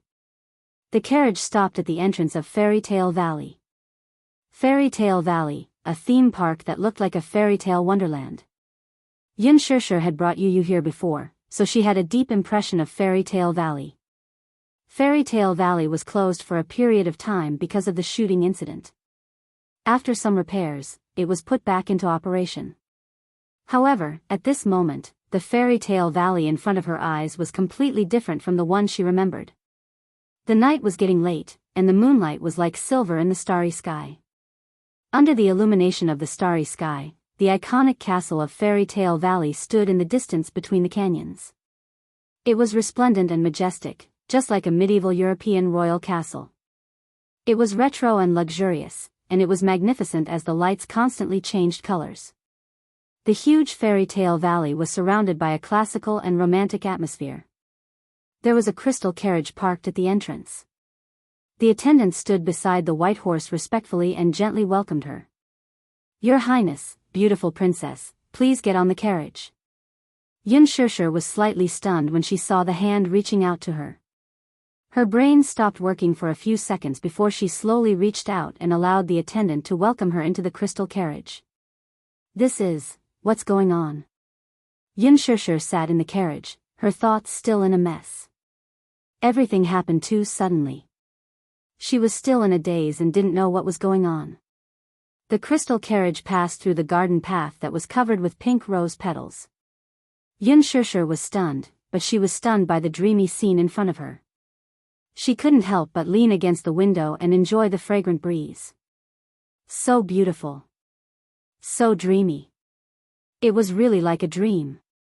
The breeze blew, and the petals on the ground were swept up, invading her face. Yun Shishir brushed her face with her fingertips and gently rubbed the petals on her face. She sniffed lightly, and the fragrance assailed her nose. On the road, there were many tourists coming and going.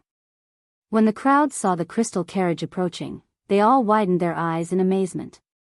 They looked at Yun Shishir, who was sitting on the crystal carriage, with jealousy. Some of the young girls couldn't help but chase after the carriage as they were pleasantly surprised. "Wow!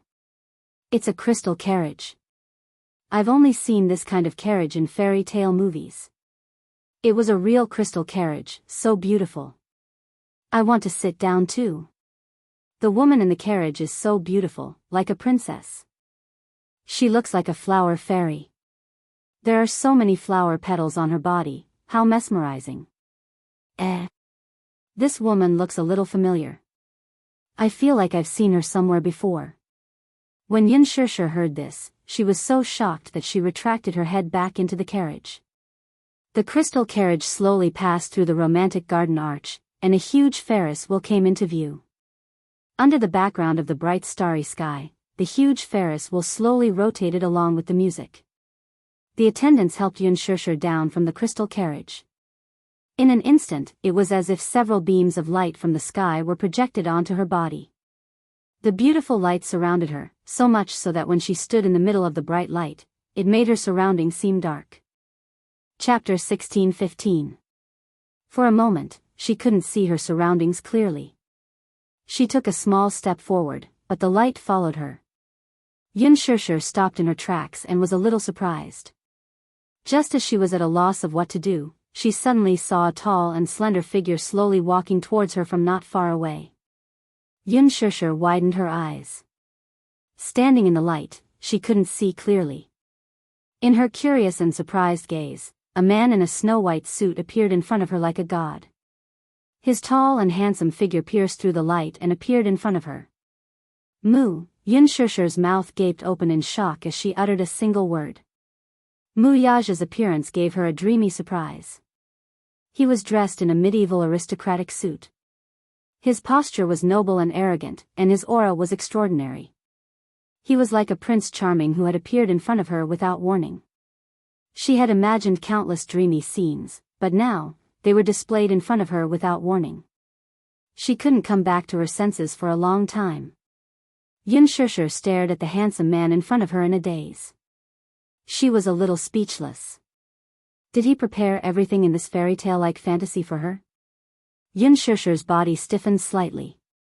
In front of her, the strong light left a deep impression on his exquisite facial features.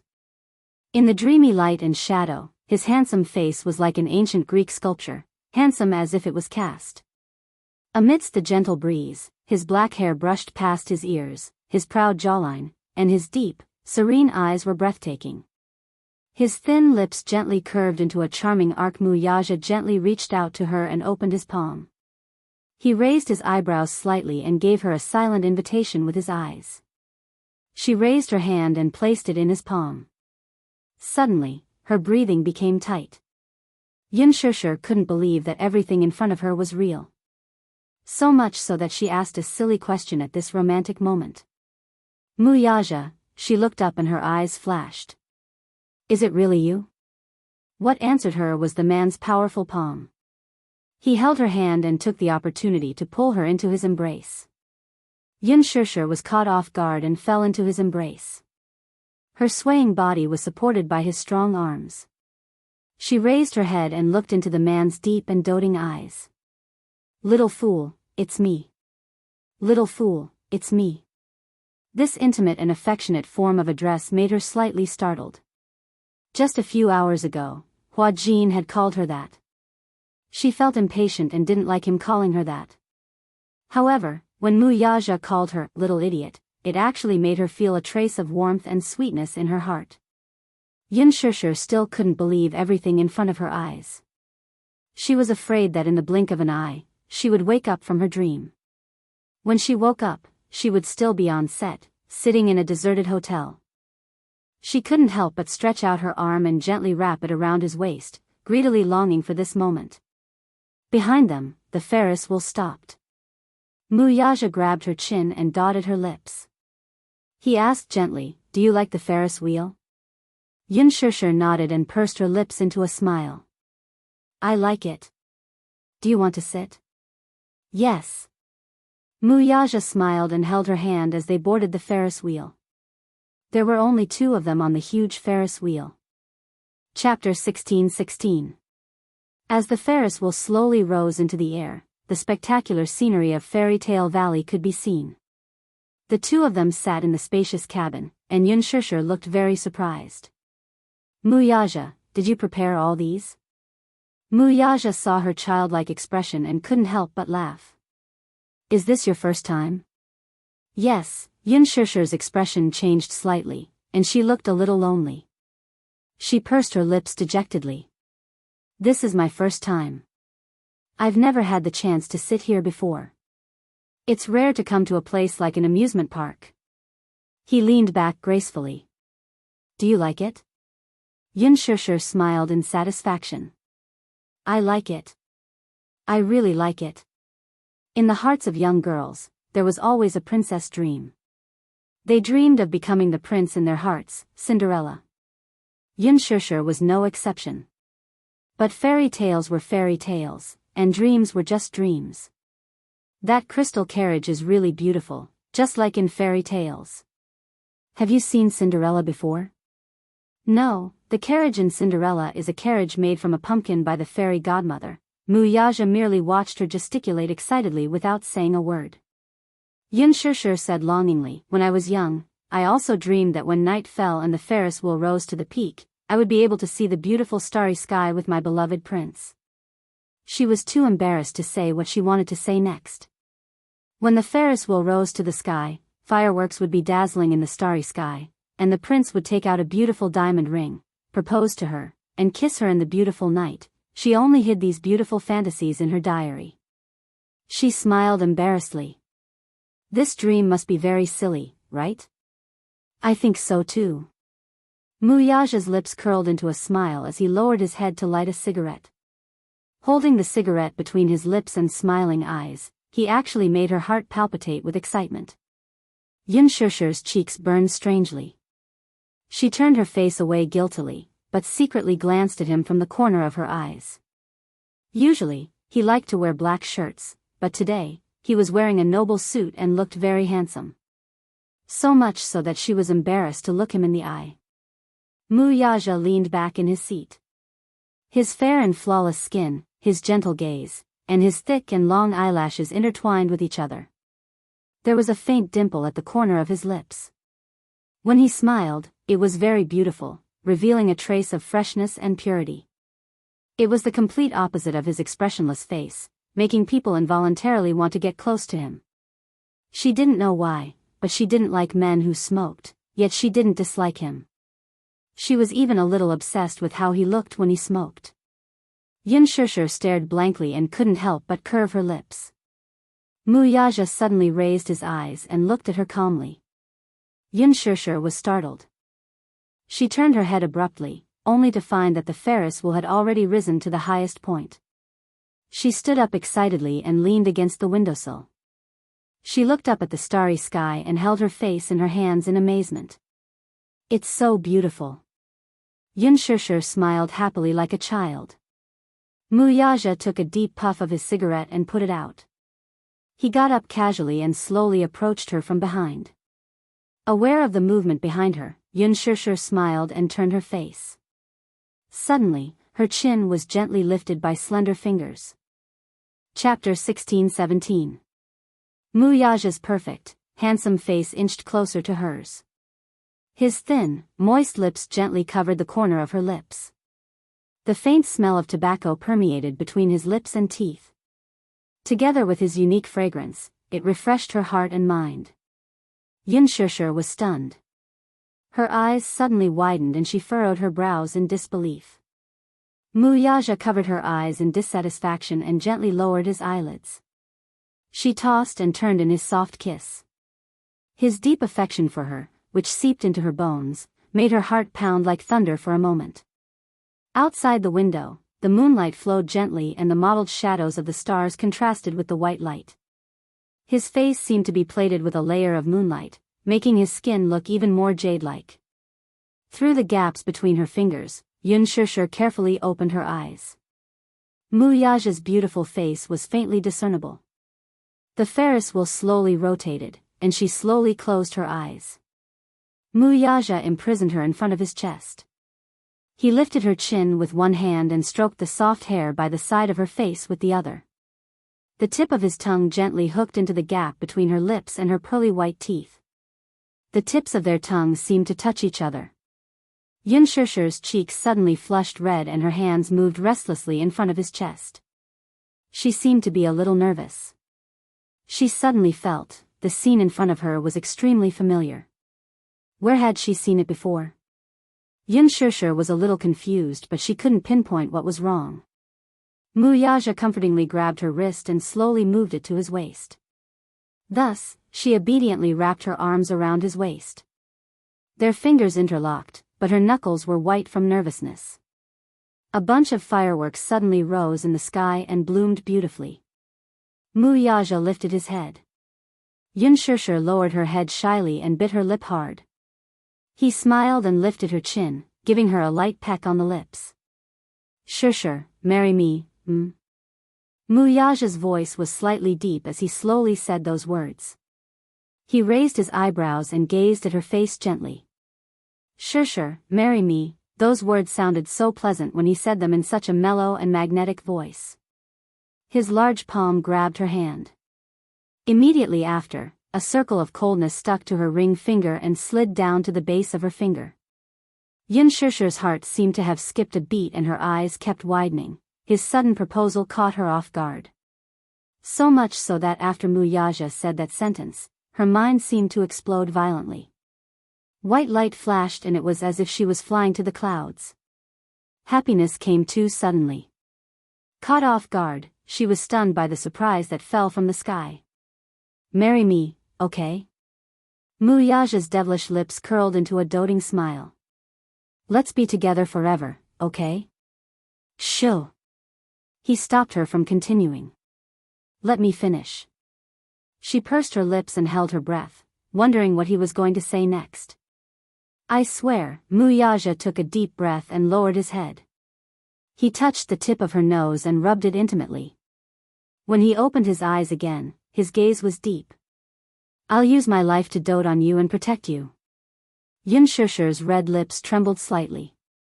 She could not help but feel like crying because of him. I'll dote on you forever.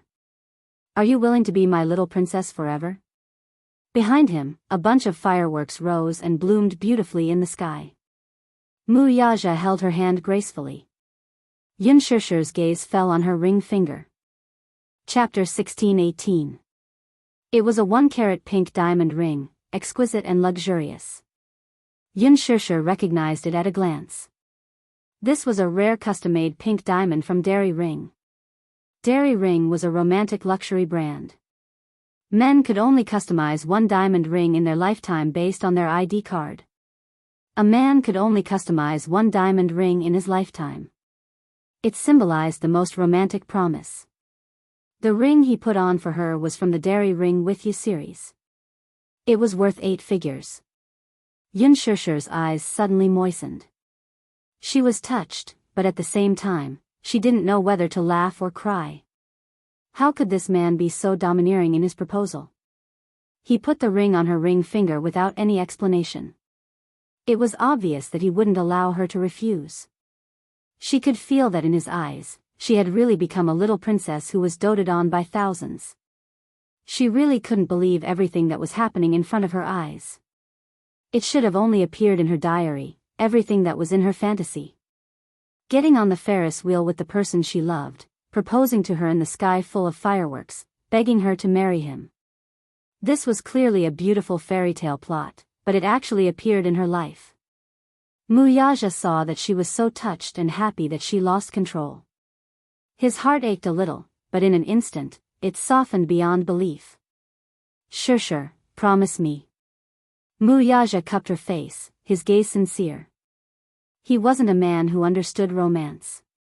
Therefore, perhaps tonight's romantic proposal was the most romantic proposal he could imagine. In business, he had always been cold, decisive, and wise.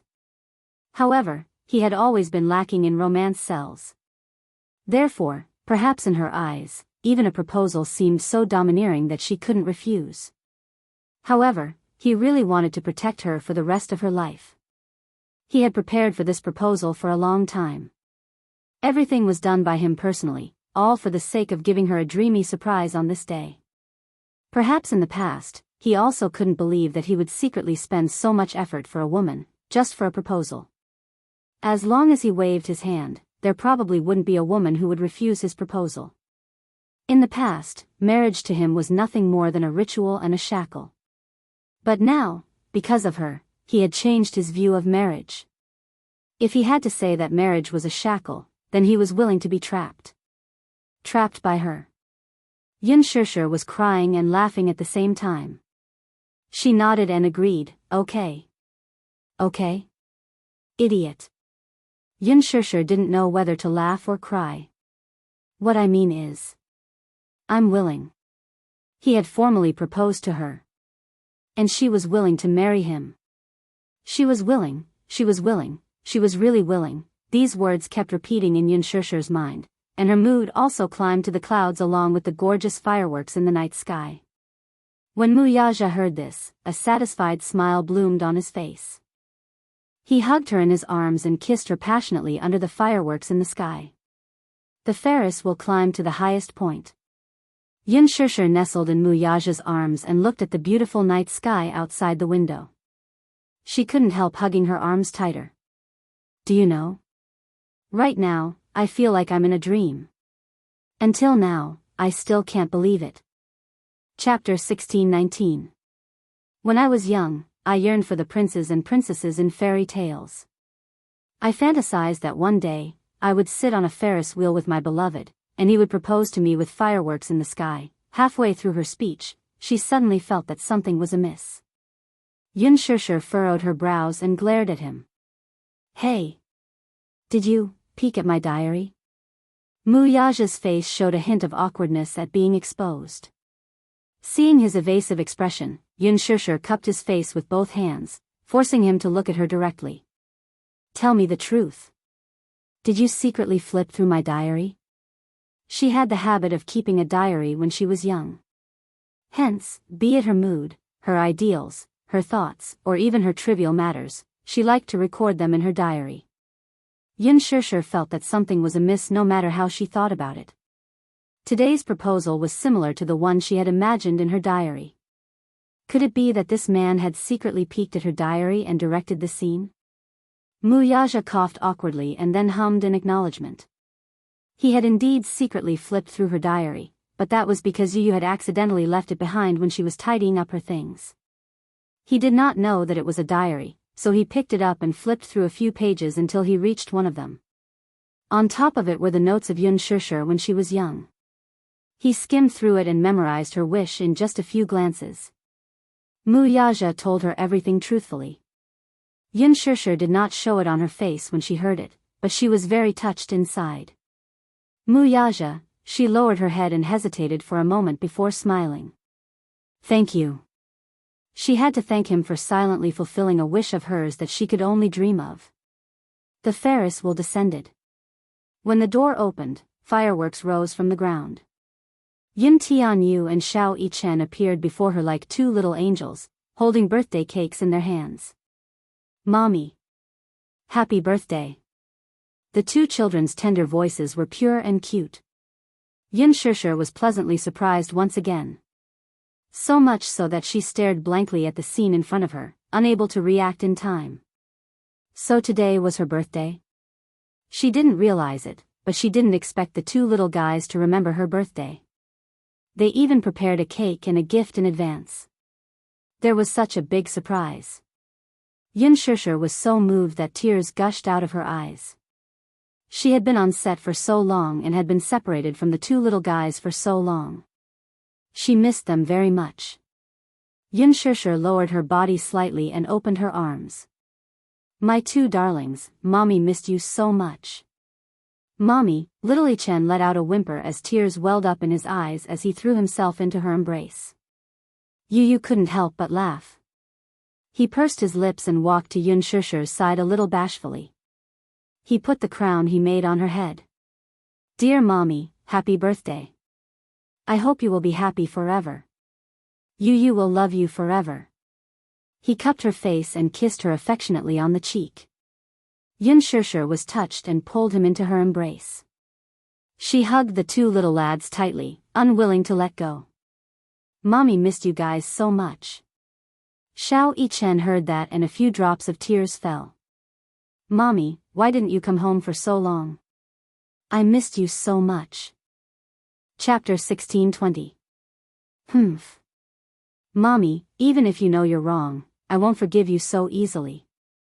Xiao Yichen pretended to be reserved as he counted with his fingers. Yunshushu pursed her lips and asked teasingly, then, Xiao Yichen, what do I have to do to make you forgive Mommy? Unless. Xiao Yichen blinked mysteriously, tapped his cheek, and smiled. Mommy, give me a kiss. Yunshushu was amused by him. Then, she kissed him hard on the cheek. Xiao Yichen was satisfied. Then, he took out the handmade gift that he had hidden behind his back and held it in front of her. It was a bouquet of handmade roses. Xiao Yichen had specially asked a handmade teacher to make it for him. He thought that since it was his mommy's birthday, he had to give her a happy present. After much thought, he decided to give her a bouquet of handmade roses. Handmade flowers would never wither. The meaning behind the bouquet was that he hoped his mommy would be like a beautiful flower that would bloom forever. Yun Shishir held the bouquet in her hands. Her heart was filled with warmth. Xiao Yichen's handwork skills were not as good as Yu Yu's. He was a little clumsy. When he was in school, he did not like to do handwork. Hence, the handmade flowers were a little rough. However, it was obvious that he had put a lot of effort into it. Every edge was carefully trimmed and neat. The coloring was also very serious. Although there were not enough details, the overall product was very beautiful. Yun Shishir loved it very much. She looked at the flowers with a smile on her face. She felt a sense of satisfaction that she had never felt before. Xiao Yichen asked nervously, Mommy, do you like the flowers I made? Of course I like them. Mommy really likes the gift you gave me. Really? Xiao Yichen was instantly elated. He was so proud that he wanted to fly to the clouds. Mommy had praised his handwork. Mommy liked the flowers he made. His little tail was about to curl up into the sky. Yun Shishir's affirmation was better than anyone else's praise. Mu Yaja's eyes twitched as he watched from the side. On the way there, he praised Xiao Yichen and said that his handiwork had improved, but Xiao Yichen was still unhappy. Yun Shishir's praise actually made him so proud. Unfair. Yu Yu was jealous. She quickly grabbed Yun Shishir's arm and walked over to the cake. Then, she said proudly, Mommy, this is Yu Yu's birthday cake. As he spoke, he snorted and glanced at Xiao Yichen provocatively. The latter crossed his arms in front of his chest unhappily. Clearly, he didn't think much of it. His eyes seemed to say, Mommy would definitely like the flowers I sent her. Yu Yu replied with a cold stare, naive.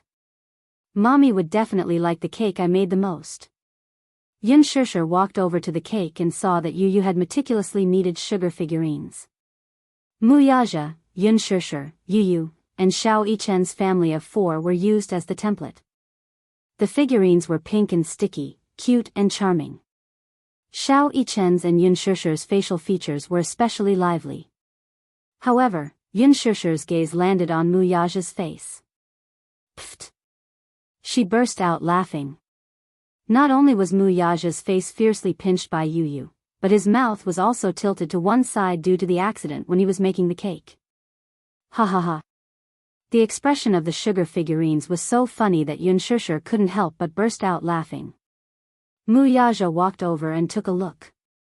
His face darkened and he rubbed his forehead with a headache. Chapter 1621. Daddy, you really can't blame me for this. Yu Yu explained innocently. Who asked Daddy to suddenly appear behind him when he was concentrating on making the cake, giving him a big fright. He was so frightened that he inadvertently drew his mouth crooked. Yun Shishir laughed until tears rolled down her cheeks. Mu Yaja's sugar figurine's expression was so creepy that she couldn't stop laughing. Idiot, stop laughing. Mu Yaja felt a little embarrassed. The other 3 sugar figurines were so cute, but his sugar figurine had a fierce and dry expression. Most importantly, its mouth was crooked to one side. It was unbelievably ugly. He felt a little wronged. When he saw Yun Shishir laughing again, he had the urge to hide the sugar figurine. However, he couldn't. Yu Yu had painstakingly made this cake for her. Otherwise, he would have destroyed it long ago. Seeing that his mother was amused, Yu Yu was also infected by her happy and joyful mood. His lips could not help but curl into a smile, and he actually laughed along with her. Xiao Yichen had secretly taken a look at the cake and Mu Yaja's ugly but cute sugar figurine. He had already laughed along the way. However, now that Yun Shishir and Yu Yu were laughing, he couldn't help but laugh too. The 3 of them laughed together. Mu Yaja's expression darkened. He glared at Yu Yu warningly. Yu Yu understood. He cleared his throat and coughed. He immediately stopped laughing and said to Yun Shishir, Mommy, don't laugh anymore. Let's blow out the candles, okay? Okay. Yu immediately took out the digital candles and stuck them on the cake. Then, he lit the candles with a match. The flames flickered, illuminating the faces of the 4 people. Xiao Yichen, let's sing a happy birthday song to Mommy together. Xiao Yichen immediately reacted and clapped his hands. Happy birthday to you. Happy birthday to you. Happy birthday to my dear Mommy, happy birthday to you. Yu said excitedly, Mommy, hurry up and make a wish. Yun Shishir immediately clasped her hands together and closed her eyes sincerely. She smiled and silently made a wish. Then, she blew out the candles. Phew, wow. That's awesome. Little Yichen jumped up and down in excitement, his saliva almost flowing out of his mouth uncontrollably. Suddenly, he curiously tugged at his mother's sleeve and probed, Mommy, what birthday wish did you make? Yu gave him a hard knock on the head. You big idiot. Wishes won't come true if you say them out loud. Oh, I see. Xiao Yichen couldn't hide his disappointment. However, when he thought about how he was going to eat the cake, he immediately became happy again. I can finally eat the cake. As he spoke, he greedily reached out his little hand to grab the little sugar figurine on the cake. Yu hit his head again. Idiot. Mommy hasn't cut the cake yet. You're not allowed to eat it. Xiao Yichen groaned and held his forehead in pain. He blinked his big, watery eyes sadly and looked at Yu as if he was silently complaining. Yu also stared at him. Yun Shishir didn't know whether to laugh or cry. Why was it that Xiao Yichen, the younger one, didn't act like an older brother, like Yu? Xiao Yichen was more timid. Chapter 1622.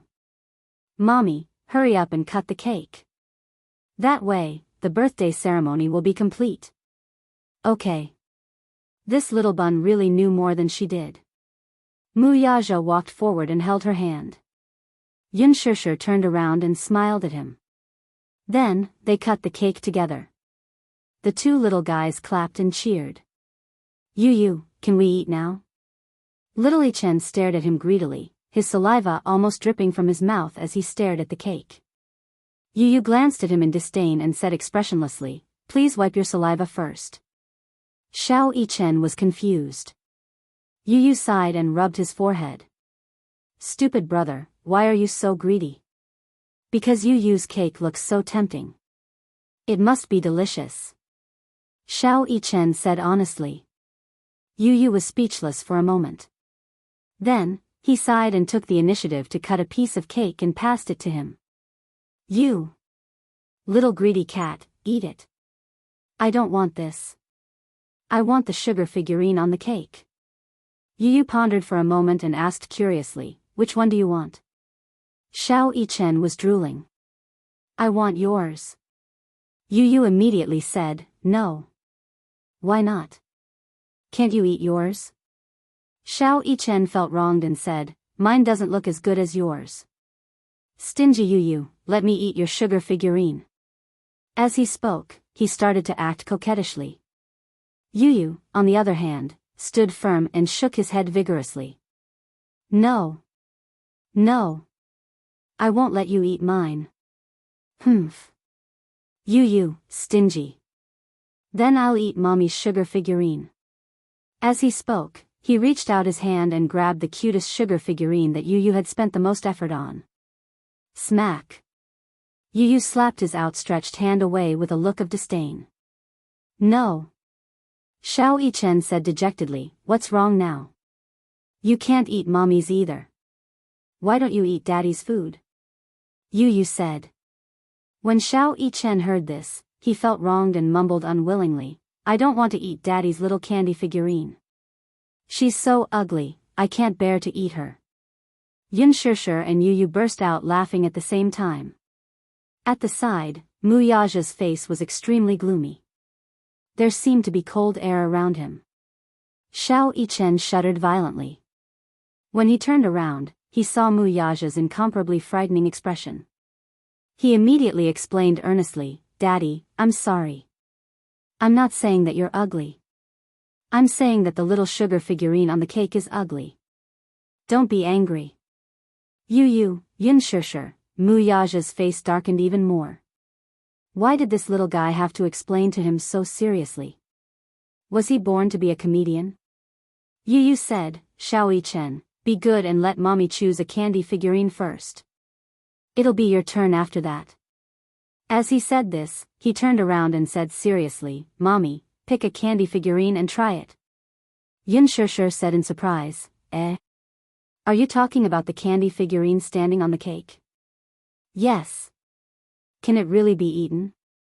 She was still a little surprised. This was the first time she had seen a candy cake. The 4 little candy figurines that Yu had molded were lifelike, lively, and adorable. She did not expect that these candy figurines could be eaten.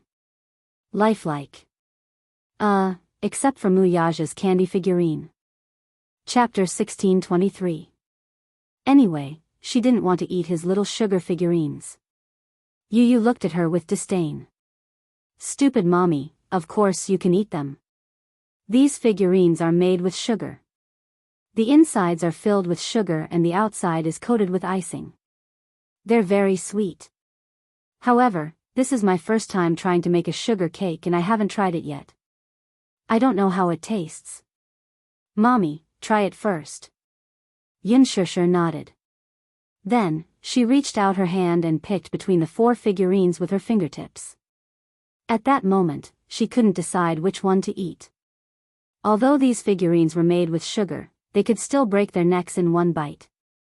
Just thinking about it was a little creepy. Yu suddenly asked, Mommy, what flavor do you like? Flavor? Yu blinked and said proudly, Yes. I made these 4 figurines with different flavors. There were different flavors of sugar, so there were many flavors to choose from. He purposely chose 4 flavors and made 4 little sugar figurines. Therefore, each of the 4 little sugar figurines had a different flavor and were unique. When Muyaja heard this, he looked at him in surprise. This kid was full of tricks. There were actually 4 different flavors of sugar figurines. Oh. Yunshusher was interested. She pointed at Xiao Chen and asked, What flavor does Xiao Chen have? Strawberry. Then, what about yours? My little sugar figurines are made with milk flavor. Yu smirked. Muyaja asked curiously, Then, what about mine? Daddy's is made with chocolate. Xiao Chen was also very interested. He asked greedily, Then, what about mommy's? Yu smiled mysteriously. That's a secret. Humph. Wow, with Yu's tantalizing words, Xiao Chen's desire grew. The unknown and the most mysterious were always the most desirable. Xiao Chen wanted to try the flavor of his mommy's little sugar figurines even more. Yunshusher glanced at Xiao Chen. She saw that he was staring at her little sugar figurines greedily. Therefore, she picked one of Xiao Chen's little sugar figurines and left hers for the 2 little guys to try. She raised Xiao Chen's little sugar figurines and waved it in front of him. She pretended to be fierce and said, Xiao Chen, Mommy is going to start eating you. As she spoke, she deliberately and viciously bit the sugar doll's little hand, forcefully. Little Chen playfully held his arm and said pitifully, Oh. Oh. Mommies. Don't. His exaggerated and amusing reaction made it seem as if she had bitten him alive. Muyaja's lips curled into a smile as he was amused by his son's clown side. Yu said cheekily from the side, Mommy. Bite his head. Yunshusher raised her eyebrows and bit Xiao Chen's head. Xiao Chen immediately pretended to be in pain and held his head. My head seems to have been bitten by something. It hurts. It hurts, ha ha ha, Yunshusher couldn't help but laugh. Alright, Xiao Chen, Mommy won't tease you anymore. Then, she took her little sugar figurine from the cake and squatted in front of Xiao Chen. She handed it to him. Xiao Chen, Mommy's little sugar figurine is for you, okay? Chapter 1624. Thank you, Mommy. I love Mommy so much. Yu immediately said indignantly, idiot, why aren't you thanking me? I made the cake. Xiao Yichen smiled. Thank you, Yu. Yu was finally satisfied. Yun Shishir looked at him lovingly. Xiao Yichen, try Yu's cooking. Okay. Xiao Yichen couldn't wait to take a bite. The poor little sugar figurine was bitten off by him, revealing a cross-section of its head. It was actually rainbow candy paste. Wow! Xiao Yichen's mouth was full as the sweet candy paste filled his mouth. The delicious sweetness filled his mouth, and he was so happy that he wanted to cry. It's so delicious. This is the most delicious cake I've ever eaten. Xiao Yichen was pleasantly surprised. He danced with joy and excitement. Yun Shishir glanced at it and was also surprised. She didn't expect her little sugar figurine to be made with rainbow candy paste. It had to be mentioned that the candy paste only had one flavor. However, Yu had spent a lot of effort on her sugar figurine. He purposely mixed different flavors together.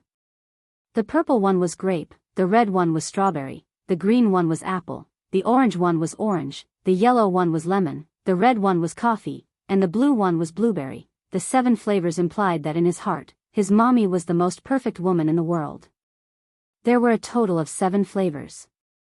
In order to prevent the candy paste from melting and mixing the flavors, he specially used a sugar coating to separate the flavors. He spent about an hour just to make this sugar figurine. From kneading it into shape, to coloring it, and finally to the finished product, he was especially serious. Yun Shishir was so touched. She knew very well how much time and energy it took to bake. In the past, when she had a personal activity in school, she had also tried to bake. However, she was clumsy and the biscuits she made were all burnt. Just by looking at this beautiful cake, Yun Shishir could imagine Yu standing on a stool in the kitchen with his head lowered, carefully kneading the cream in his hands, imagining her appearance as he carefully made the cake. A warm current seemed to flow into his heart. Today was really, what a pleasant surprise. This was probably the happiest birthday she had ever had in her life. Yun Shishir was satisfied. Xiao Yichen raised the candy figurine to Yun Shishir's lips and said considerately, Mommy, this candy figurine made by Yu is so delicious. You should try it too. Yu was also looking forward to it. Mommy, try it and see how it tastes. Yes. Yun Shishir nodded and took a bite under the serious gazes of the 2 little munchkins. When the 7-colored candy paste entered her mouth, it instantly overflowed with sweetness, filling her mouth and teeth. The candy paste made by Yu was sweet but not greasy, soft but not sticky. It was just the right amount of sweetness, but it made one want to taste it again. Yun Shishir had never eaten such a delicious cake and was pleasantly surprised. It's so delicious. She said honestly, Yu, how did you come up with it? I bought a baking book and learned a little from it. After pausing for a moment, Yu said proudly, however, Mommy's candy figurine wasn't learned from the book. I created the rainbow candy paste myself. It's really great. Chapter 1625. When Yu saw this, he was naturally happy. He could tell that his mommy was enjoying the birthday present that he had specially prepared for her. Mommy, is it delicious? It's delicious. Xiao Yichen was the first to reply. Yu glanced at him. Humph. Greedy little kitten, I didn't ask you. Yun Shishir was delighted. She bent down and hugged him. Yu, the cake you made is delicious. Can you make it for Mommy next time? Mommy, you're a greedy little kitten too. Although Yu sounded arrogant, he couldn't hide the joy on his face. He licked his pink lips and asked bashfully, then. Mommy, do you like the birthday present that Yu specially prepared for you? I like it. Yun Shishir answered without hesitation. When Xiao Yichen heard this, he leaned over and said, Mommy. Mommy. Then, do you like the birthday present that I made? I like it very much too. Yu and Xiao Yichen looked at each other. The 2 little guys seemed to be fighting over this. Sparks flew in the air. The two squishy little balls looked at her and asked in unison, "Then whose present does mommy like the most?" Yunshushu was stunned. She looked at the two children blinking their big, watery eyes at her. For a moment, she couldn't make a choice. She liked the presents that the two children had given her a lot. She couldn't tell which one she liked the most. She was very touched. However, the two little lads seemed to be fighting for her attention. They insisted that she pick one. She really couldn't pick one. Suddenly, Yunshushu had an idea. She raised her hand and flashed it in front of their eyes. "Mommy still likes Daddy's present the most." Yu and Xiao Yichen looked at her hand at the same time. They saw a dazzling diamond on her ring finger. It was Dairy Ring's rare pink diamond. It was extremely eye-catching. Yu had seen this custom-made diamond ring in a magazine. It was worth 8 figures. Pink diamonds were very rare. A 1-carat pink diamond was even more precious. When Xiao Yichen heard this, he immediately looked at Mu Yaja indignantly. He pouted and said unhappily, "So this is what Daddy prepared?" "How cunning." Yu asked, "Did Daddy propose to Mommy?" Yunshushu smiled and nodded. "Yes." Yu felt an inexplicable bitterness in his heart. He nervously grabbed Yunshushu's wrist and asked anxiously, "Then, what about Mommy?" "Mommy, did you agree to Daddy's proposal?" He had originally thought that his daddy had prepared a huge sum of money for his mommy to book the entire fairy tale valley and prepare a grand and romantic birthday party for his mommy, just like in fairy tales. Who would have thought, the real gift that Daddy had carefully prepared was actually a proposal? For a moment, his feelings were complicated and he didn't know how to describe them. He was happy for his mommy, but he also felt an inexplicable bitterness and melancholy.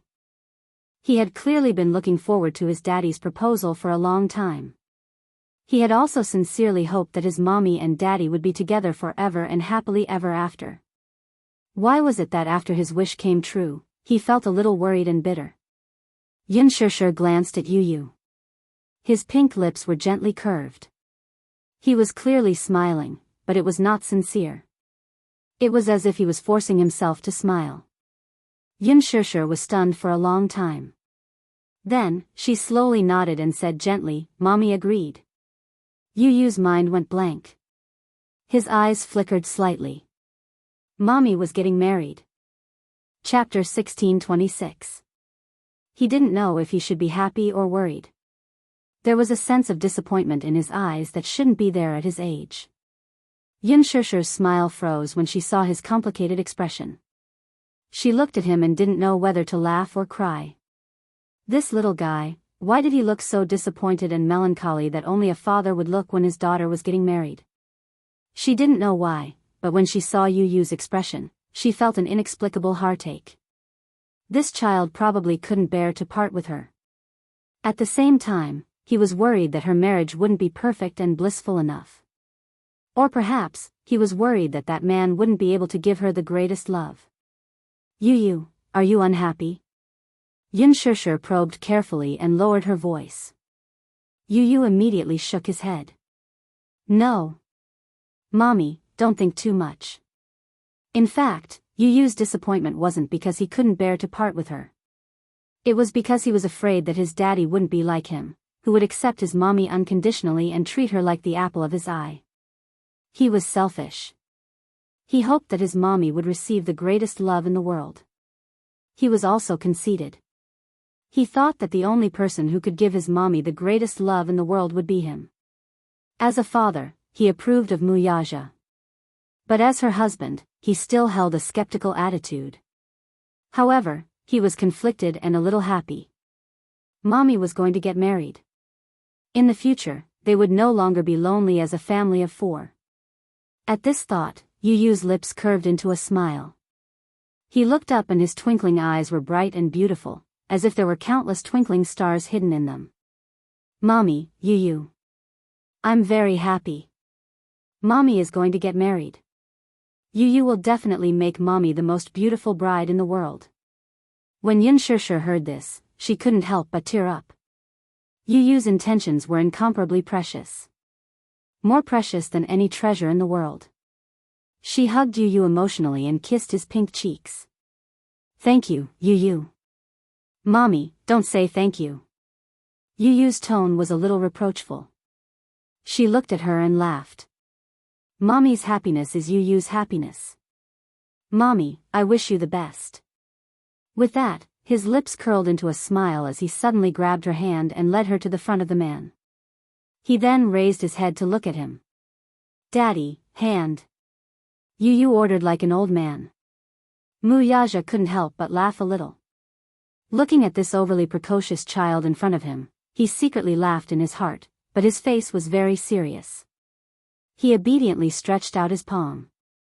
Yu Yu held Muyaja's palm with one hand and grabbed Yunshusher's hand with the other. With a solemn expression, he carefully placed Yunshusher's hand in Muyaja's palm. Daddy, in the future, you must protect Mommy well. This is what you promised me. You must cherish her for the rest of your life. Muyaja smiled and looked at Yu Yu's face.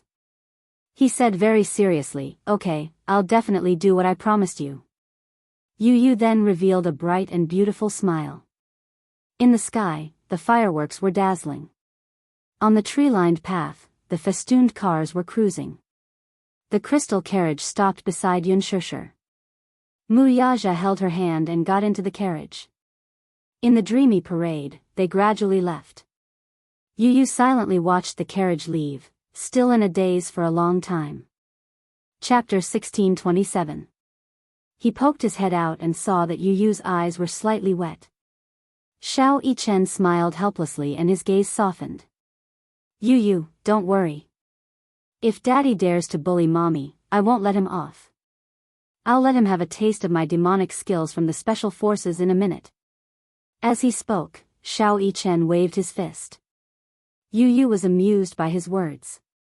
He couldn't help but tease him, do you think Daddy is a pushover? Xiao Yichen, forget it. You're still lacking in both intelligence and skills if you want to fight with Daddy. Hey. You. Xiao Yichen wanted to comfort him, but he ended up being snubbed instead. His mood instantly soured. Yu Yu rubbed his eyes and said, idiot, you're overthinking. I'm not worried that Mommy will be bullied. I'm just a little touched. Xiao Yichen was even more surprised. You're touched. In his heart, Yu Yu had always been an extremely noble and cold existence. He was cunning and sharp-tongued, and he was extremely mature. However, today, he saw the softest side of Yu Yu's heart. All right. Let's go see the float parade. Xiao Yichen held his hand without any explanation. Yu Yu nodded and the two little lads walked in the direction of the float parade. On the float parade. Yunshusher looked at the float parade that kept passing by. On the float parade, there were two actors dressed as the king and queen from the fairy tale. They were waving at the tourists by the roadside. Muyaja had spent millions to book the entire fairy tale valley and silently prepared a romantic proposal for her. Although he had booked the entire valley, it was still open to tourists.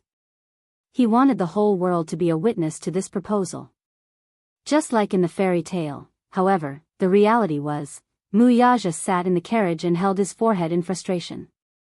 As the carriage passed by, the tourists excitedly followed it and took pictures with their cameras in their hands. Luckily, he and Yunshusher were wearing masks. Muyaja, who was usually swift and decisive, suddenly felt a little embarrassed. How childish. In fact, he felt that such a proposal was a little childish for him. Since he was young, he didn't believe in fairy tales. How could there be such a dreamy love in this world? Therefore, he never dared to watch fairy tale movies and even scoffed at them. To him, love was realistic. In the past, he would have thought that it was childish to ask him to wear a prince's attire and create such a dreamy and beautiful atmosphere to propose to her. In the past, he would never have spent so much effort on a marriage proposal. Marriage was to propose to zzzzzz.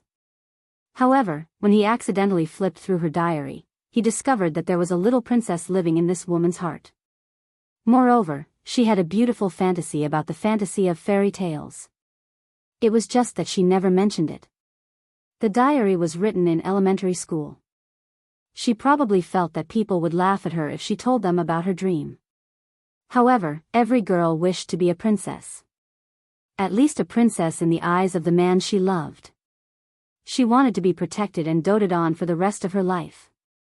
Therefore, he wanted to fulfill her dream of being a princess and give her a memorable and romantic proposal. Chapter 1628. But, sigh, Muyaja sat in the carriage, his body tense. Yunshishir tilted her head to the side, not knowing whether to laugh or cry at this moment. She did not know whether to laugh or cry at the man's tense expression. Muyaja, do you feel embarrassed? She laughed and asked. It was indeed a little childish for such a noble and cold man to wear a prince's suit and sit in such a childish crystal carriage. Muyaja did not want to talk. Yunshishir held his hand. Did you prepare so much in secret to give me a surprise? Muyaja patted her head. Are you happy tonight? Yes.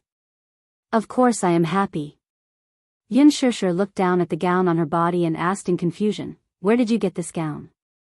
It was custom made a long time ago. Muyaja said again, it was the main attraction of Chanel's spring fairy tale at the Milan fashion show. He liked it at first glance and had it custom made according to her size. Yunshishir was so touched that she could not speak. Sometimes, Yu and Muyaja, this father and son pair, really had a strong similarity. On the surface, the two of them looked very noble and elegant, with cold expressions and cold gazes. However, sometimes, when they were with their loved ones, they were so warm. Muyaja really warmed her heart this time. Muyaja, Yunshishir held his arm and blushed shyly. I love you, Muyaja lowered his head and looked at her. His eyes were full of love. The night scene was charming and the stars were bright. Yunshishir looked out of the window and felt very satisfied. At the side, Muyaja saw that the night had turned cold. He took off his jacket and draped it over her shoulders. Hugging her shoulders, he asked, have you finished filming for today? At the mention of this, Yunshishir's expression darkened. She sighed and replied dejectedly, no. I didn't perform well today, so I was scolded badly by director Gu. You didn't perform well? Muyaja asked suspiciously, not in good condition. Yes. Yunshishir had just nodded when she suddenly remembered the reason why she didn't do a good job today. She was stunned. Facing him, she suddenly felt very guilty. If Muyaja found out about what happened on set today and found out about Hua Jin, what would they think of her? Would he misunderstand that she was having an affair with another man? When she thought about how Muyaja had parachuted onto the set and coincidentally met Gu Xingzi to revise with her, Yunshishir still felt an inexplicable lingering fear. She didn't want him to know about this. She was afraid that he would misunderstand. She didn't want him to misunderstand. But if she didn't say it, she would feel inexplicably guilty. Muyaja saw that she kept her head down and didn't know what she was thinking.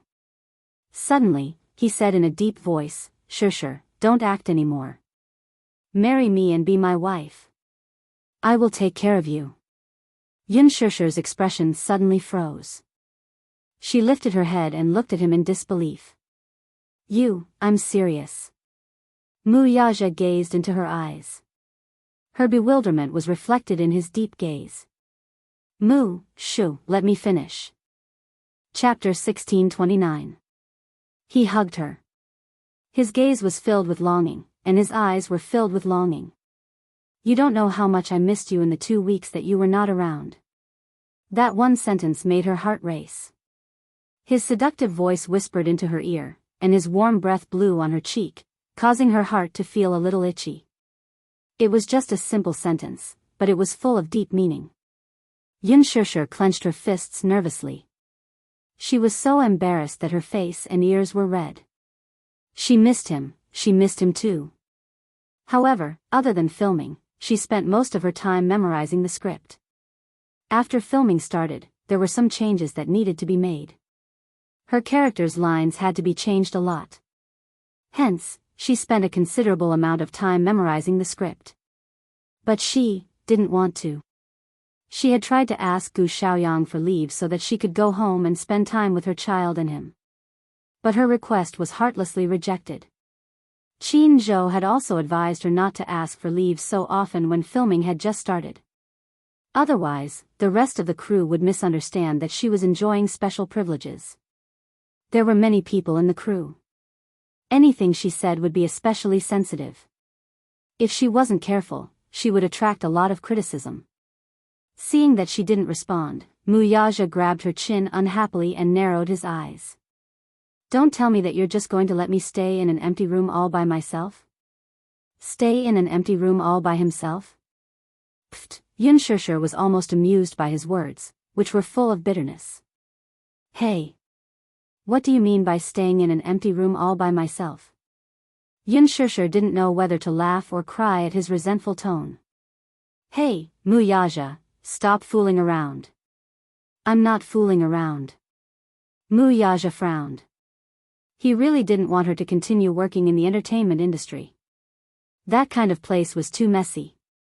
It was a place where people indulged in luxury and materialistic desires.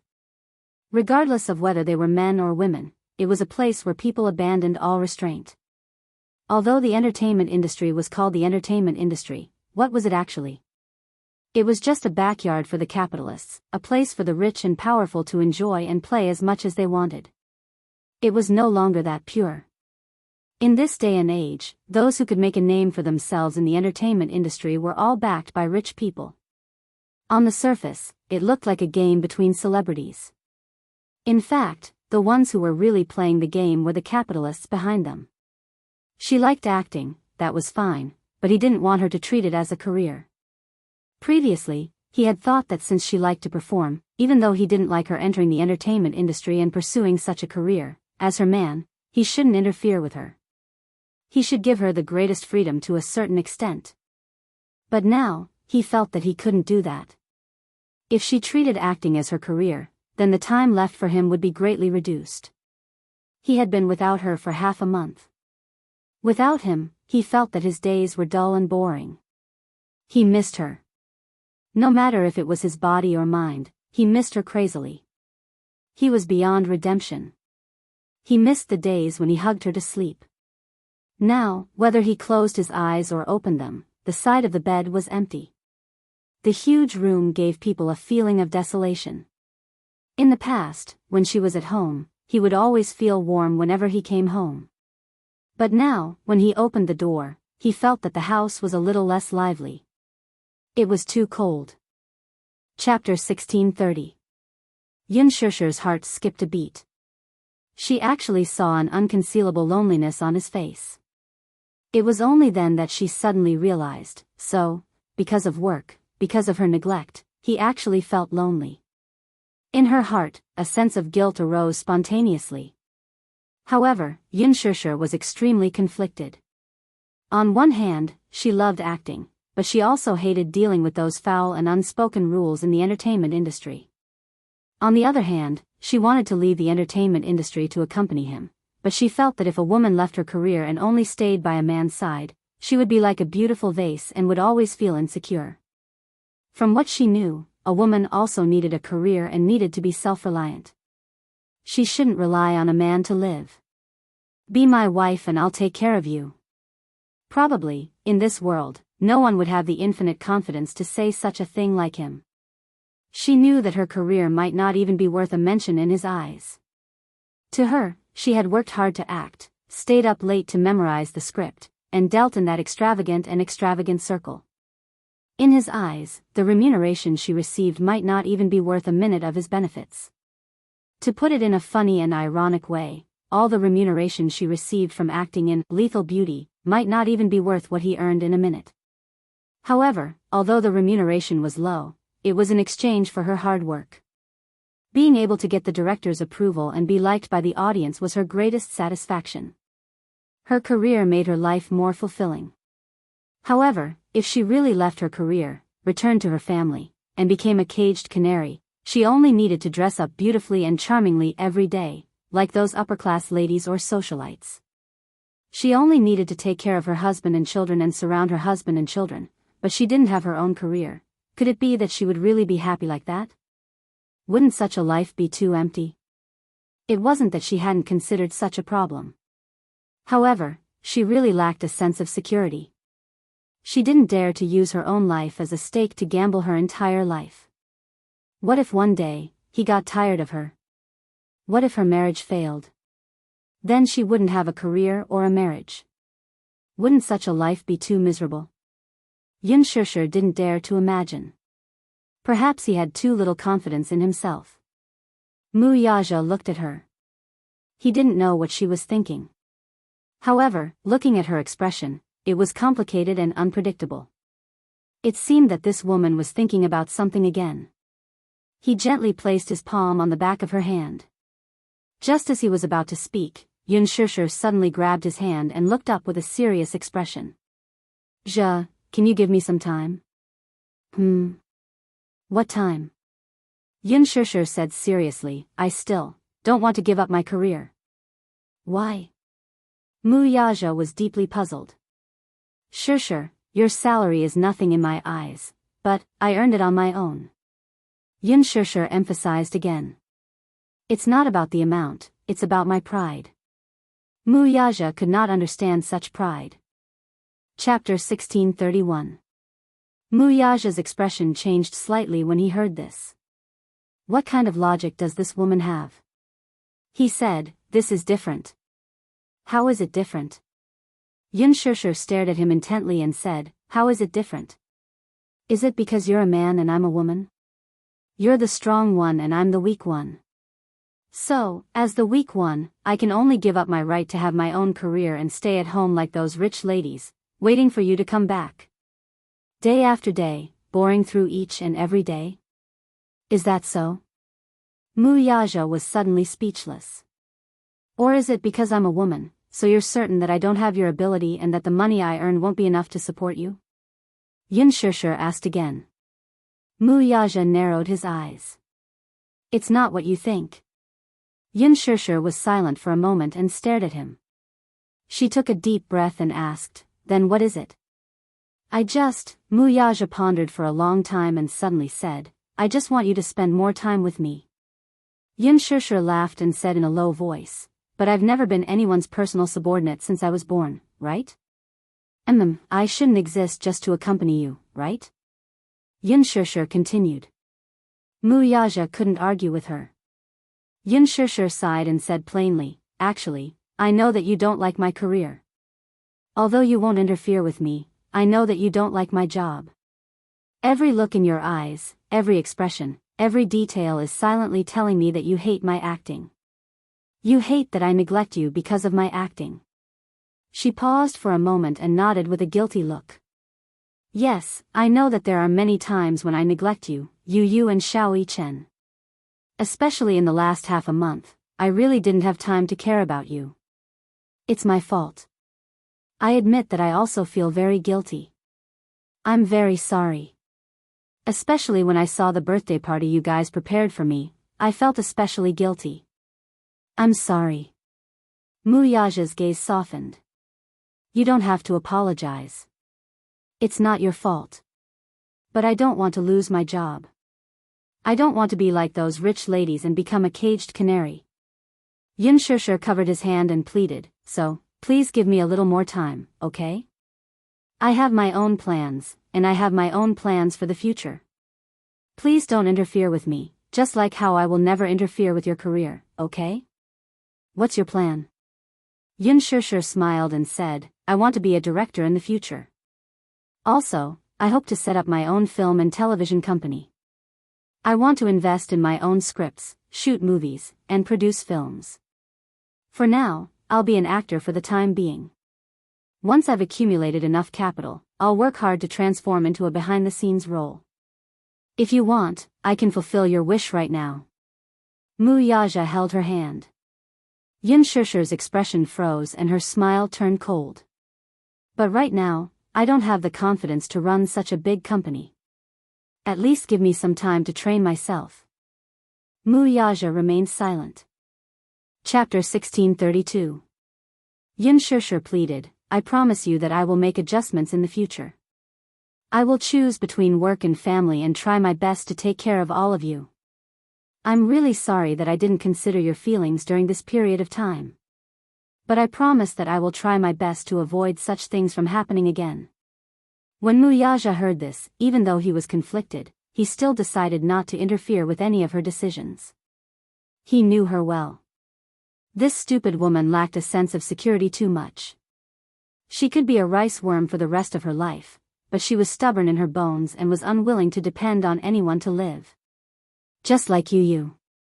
He already had a lot of wealth, but he still hid it from Yunshusher. Firstly, he did not want her to worry too much about him. Secondly, even if Yu was worth billions, Yunshusher would not depend on him to live. This was also why she was cute and charming. She was different from those materialistic women in the industry who were greedy for power. He probably hoped to earn money with his own ability and spend his own money in a dignified manner. In fact, she was indeed very talented in acting. It was indeed a good choice to work behind the scenes in the future. How much time do you need? He raised his eyebrows and asked. His attitude showed that he had already compromised.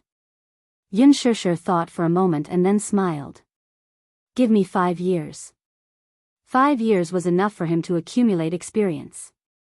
In these 5 years, she would work hard to learn and accumulate more surprises to be fully prepared for a transition behind the scenes in the future. Actually, it's not that I didn't think of retiring. But I'm the one who decided to act. Since I made this decision, I should be responsible for my own decision. If I quit now, not to mention the sky-high liquidated damages, I will definitely implicate Qin Zhou. If I suddenly announce that I'm quitting the entertainment industry in the middle of filming, this would be a little too irresponsible. I know that I didn't have the chance to take care of my family for the past 2 weeks, and I feel very guilty. I thought about it and decided to ask Qin Zhou to help me and the crew to try to take 2 days off every week to go home. After this film, I will only accept works that I like. I won't let my schedule be so full anymore. If he took a step back, she would also take a step back. Moreover, she was very sincere. She had always placed her family first. Before this, she never expected that after entering the entertainment industry, she would be so busy that she didn't even have time to take care of her family.